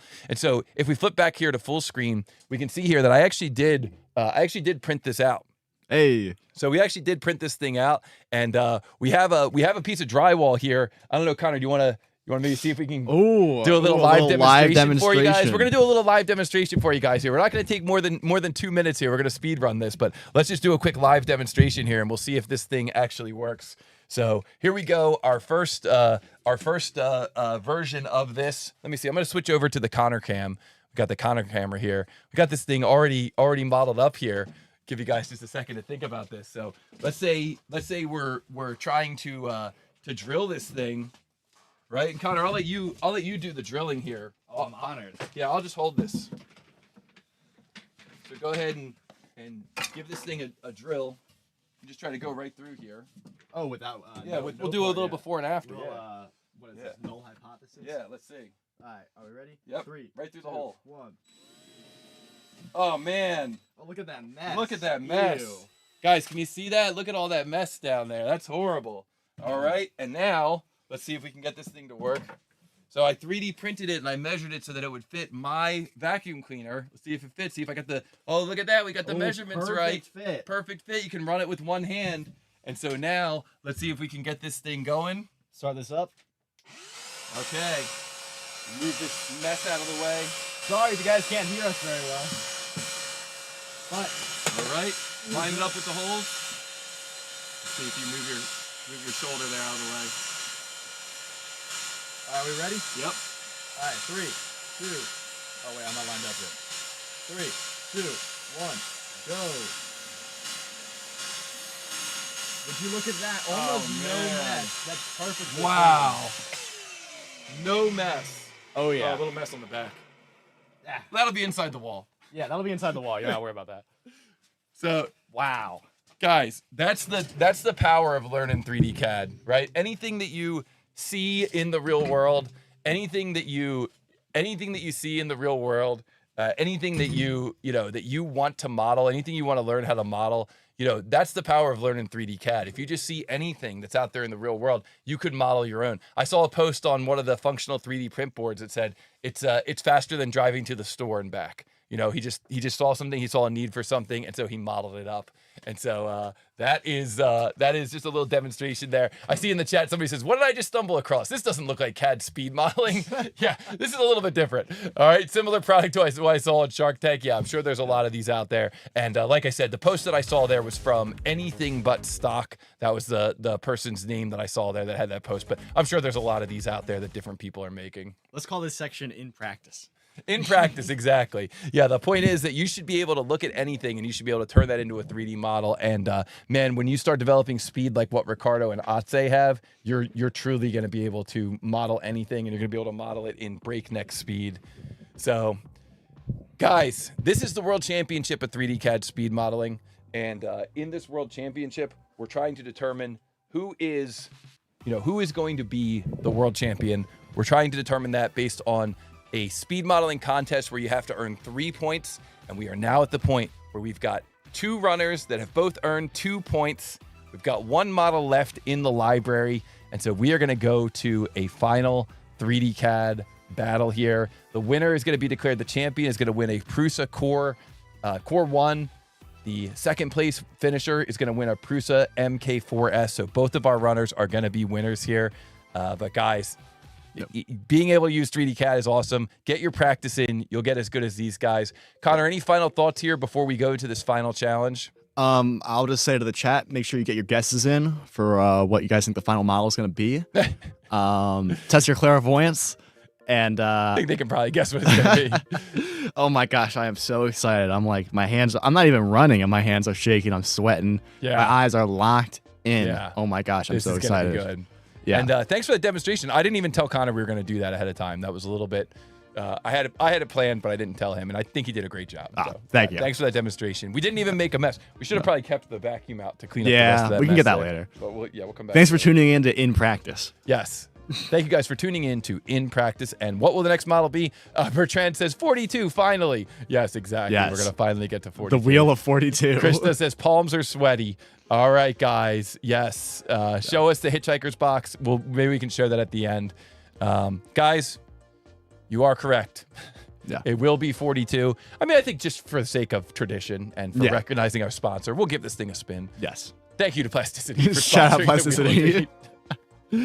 And guys, let's see what it is here. Oh my gosh. Barely. Just barely. Oh man, it just barely clicked over at the end there. All right, yep, you were right. 42 was correct. Oh, we forgot to shuffle. Well done. We forgot to shuffle. Yeah, exactly. Oh my gosh. Well done, well done. And thank you to Plasticity for sponsoring the Wheel of Fate. Thank you.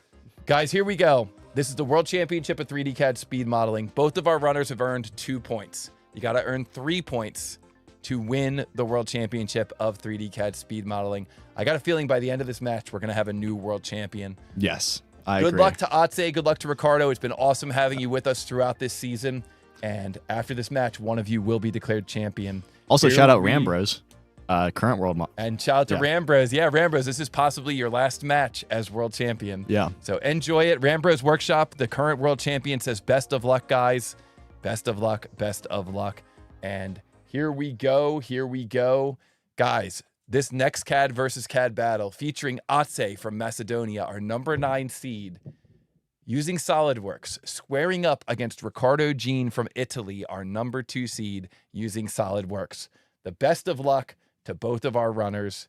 This CAD versus CAD battle begins in 3, 2, 1, go!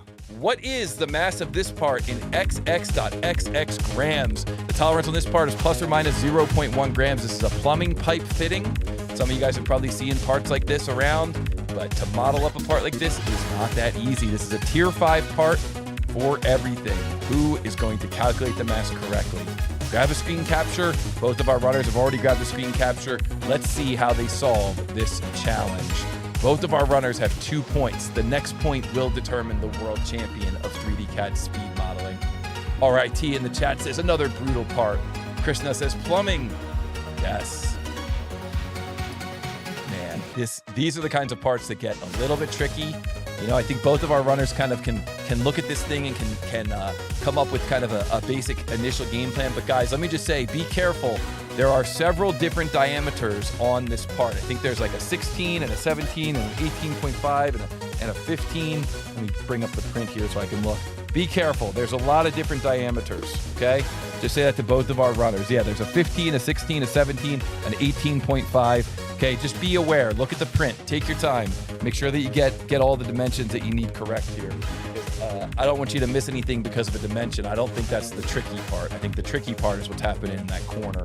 Yeah. So we'll see how our runners handle that. But it looks like at first glance here, they're both taking a similar approach. What we would usually we would call this a revolve. You would kind of create the cross-sectional profile and then you spin that around a cylinder. And no one has drawn first blood yet. A minute and 40 seconds in, still just sketching. Wow. Yeah. Weren't we at first blood like within 30 seconds? Last Yeah. round? Yep. Yeah. So, wow. Guys, this is it. The final model. Atse is a beast, says James Flux Bench. If you guys haven't seen his channel, be sure to check out Flux Bench channel. He's got some awesome videos on there. It was like so tense in the very beginning when you're just watching them sketch and you just know they're planning. They're planning and planning and planning, but you don't know exactly how they're going to execute it. Yeah, this is what it's all about. And this is what I really enjoy seeing is kind of, just like you said, that kind of planning. That planning is really what it's, what it's all about. And it's so interesting to see how our runners come up with their answer and kind of how they think through these challenges. And I love the fact that they're both kind of going through and getting the more nuanced sketch geometry in place first. Yeah. Beno Motions, perfect now. Thank you guys so much for the help with the volumes. We're trying to figure out the optimal volume. Yeah. Just so intense, Yeah, some weird. Yeah, like you said, not all the same for all the different parts. So pay attention. Sir Jay keeps saying, "Vamos, Atse." And Sven in the chat saying, "Go, Ricardo, go." Man, really, this has got to be so much pressure for these guys. They both have to know, if I make one little mistake, it might cost me the match. But if I go too slow, it might cost me the match too. Yeah. Wow.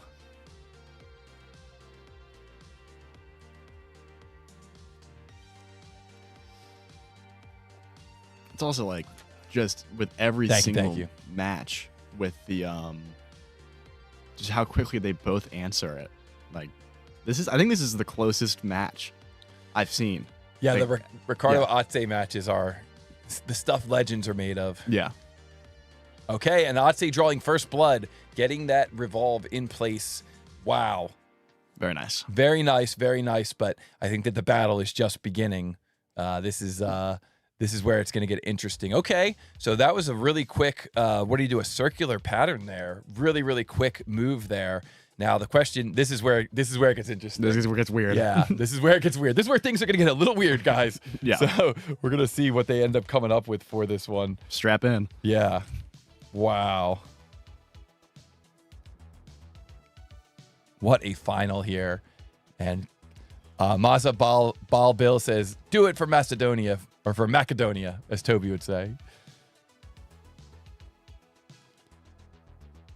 Wasn't it Atse versus Ricardo also last year's championship? It was. In the spring, yeah. Yeah. The Spring Open. They were head-to-head during the 2025 Spring Open. Yep, Yeah. Exactly. Okay, and wow, look at Ricardo Jean. Looks like he kind of had an idea of what to do over there. And I admit I was kind of locked in watching what Atse was doing, but look at Ricardo Jean. Boy, he is really getting close to this thing now. Let's see here, both of our runners struggling with this shape. I swear, I was reading the chat for 10 seconds, and I looked back down, and Atse's almost entire model is done. Or not Atse, Ricardo's almost entire model is done. And so Atse taking a slightly different, looks like he made a little change there, kind of taking a slightly different approach here. Okay, now he's got that corner modeled up a different way. But what does he need to do to smooth that thing off? That's the question. Yeah. That's the thing about this kind of geometry. When you have this kind of geometry, it can be so frustrating because you don't really know like what what do I got to do to make it go from that one shape to the other? But it looks like Otse was able to figure it out. And it looks like Ricardo is also kind of coming down the home stretch. And guys, I got a feeling once again, we're going to be seeing an answer coming in here from both of our runners. It's going to be neck and neck. We're going to be keeping an eye out here. We're going to be keeping an eye out here. We're watching the chat. We're watching the chat. And Ricardo Jean comes in with an answer. 16.11 grams, and Ate comes in with an answer right behind him, 16.11 grams. Guys, I wish that we could share this championship as a tie, but it is gonna be Ricardo Jean who wins it all. Oh my Congratulations to Ricardo Jean, our very first ever two-time champion of the tournaments. What an incredible series of matches. It went all the way to 5 points. The final point was answered within mere moments of one another. Wow. Holy smokes, guys. This was absolutely magic between these guys. And it was Ricardo Jean who takes it down, comes in with the correct answer first. Both of our runners had the correct answer, but it was Ricardo Jean who came in with that correct answer first. And wow, wow, wow, what a match between those runners. Holy smokes, that was incredible. Let's keep the GGs coming in there. We want to make sure that we see a lot of those GGs in the chat for both of our runners. And holy smokes, what a series of matches. So many good lessons to learn there from both of our runners, they're really both champions as far as I'm concerned, Connor. Yeah. That was so good. That was such a close ending. What a beautiful ending, says Siski. Yeah, they both should be very proud of their performances. There's nothing to be ashamed of there. That was absolutely as close as it could be. I was not expecting that, and holy smokes was that close. What an ending. What a series of models. Yeah. Man. Connor, I'm almost speechless. Yeah, that was, again, I'm just going to say it again, this entire matchup was the closest matches I've ever seen on this tournament. Yeah, this was intense the whole way. Holy smokes, guys. Listen, let's make sure that we all go into the chat. Let's make sure that we all give a GG to the winner, Ricardo Jean, our official 2025 World Champion of 3D CAD speed modeling. Like I said, Connor, I wish we could give it to both of them. I wish that we could call it a tie because they both absolutely deserve it. But guys, there could only be one winner. That's the nature of tournaments. We've all played in tournaments before and they can be brutal. If you guys are enjoying this, please feel free to jump on that super chat train with Jim Yu. But guys, we want to say good game to all of our runners, really every single person that was in this tournament. It was absolutely incredible to watch all of the runners who were in this tournament. And 2 seconds for ending the tournament. Yeah, it was just that close. It came all the way down to the very end. It was like an NBA basketball finals. And it just came down to that very last couple of moments. Yeah. And holy smokes. Wow, wow, wow. What a matchup. Guys, we want to make sure that we recognize our Final Four for making it to the Final Four. So let's just take a moment and recognize each of these Final Four contestants. First of all, let's give a huge shout out to Max. Good job, Max. Congratulations and well done getting 4th place. Let's give a shout out to Neil Z from the United States. Good job, Neil Z. Congratulations. 4th and 3rd place both win themselves a Prusa Mini Plus, a big printer in a compact body. Wow, wow, wow. FFS Cookie comes into the chat with another super chat. Thank you, my friend. Thank you, thank you, thank you. And guys, in 2nd place, our runner-up in the closest possible runner-up match that there could have been. Holy smokes. Atse, congratulations on finishing in 2nd. Well done, my friend from Macedonia. You did Macedonia proud. You won yourself a Prusa MK4S, an incredible printer from an incredible printer company. Really, really reliable printer. I know you're going to be happy with that. I have an MK4S. You can see the box back there behind Connor, and I also have an MK3S, and I love both of them. They both are super workhorse printers. So amazing job. And finally, our champion, our world champion of 3D CAD speed modeling, Ricardo Jean. Guys, huge congratulations to Ricardo Jean. I'd happily be the runner-up and take a Prusa, says Matab in the chat. Yes, indeed. Yes, indeed. Yeah, exactly. It's not doesn't sting too hard when your runner-up prize is an amazing printer from an amazing printer company. So huge congratulations to everyone, and really, really fun matches today all across the board. Man, that was so awesome to watch, and really, really great great matches there. Mr. Derkeb says, it's always faster SolidWorks versus Fusion. No, last year, actually, our world champion, our former world champion, Rambro's Workshop, who's in the chat, he actually won using Fusion last year. He defeated the entire field using Fusion. So we've had winners using all different CAD systems. That's the cool thing about Too Tall Toby's CAD versus CAD tournaments. We've had winners using all different CAD systems. But this year, the winner is Ricardo Jean.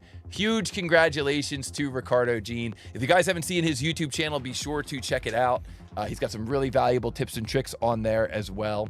And FFS Cookie says the Ferrari of printers. Yo, I like that. That is nice. Very nice. And guys, I gotta say once again, thank you so much to all our sponsors of the World Championship of 3D CAD Speed Modeling Tournament 2025. We could not do this tournament without all our amazing sponsors. If you happen to see them on social media, be sure to give them a shout out. Be sure to say thank you for sponsoring the tournament. We have a lot of fun watching the tournament, and we appreciate you sponsoring it. It really goes a long way towards helping all of us, helping them, helping our relationship with them. So anytime you see Prusa post something, or Xometry post something, or Blue Byte, or Solidbox, or CAD, just give them a shout out. Say you like it. Reshare their post. You know, it's really, really cool. And Rit coming in with NOK 100. Thank you so much. This is a great opportunity to put in some super chat here. A great opportunity to go to tootalltoby.com/merch. Remember, you can buy the custom t-shirt for the tournament, featuring all the runners from the tournament and featuring some of the models from the tournament. That's another great way to support the channel and support what we're doing here.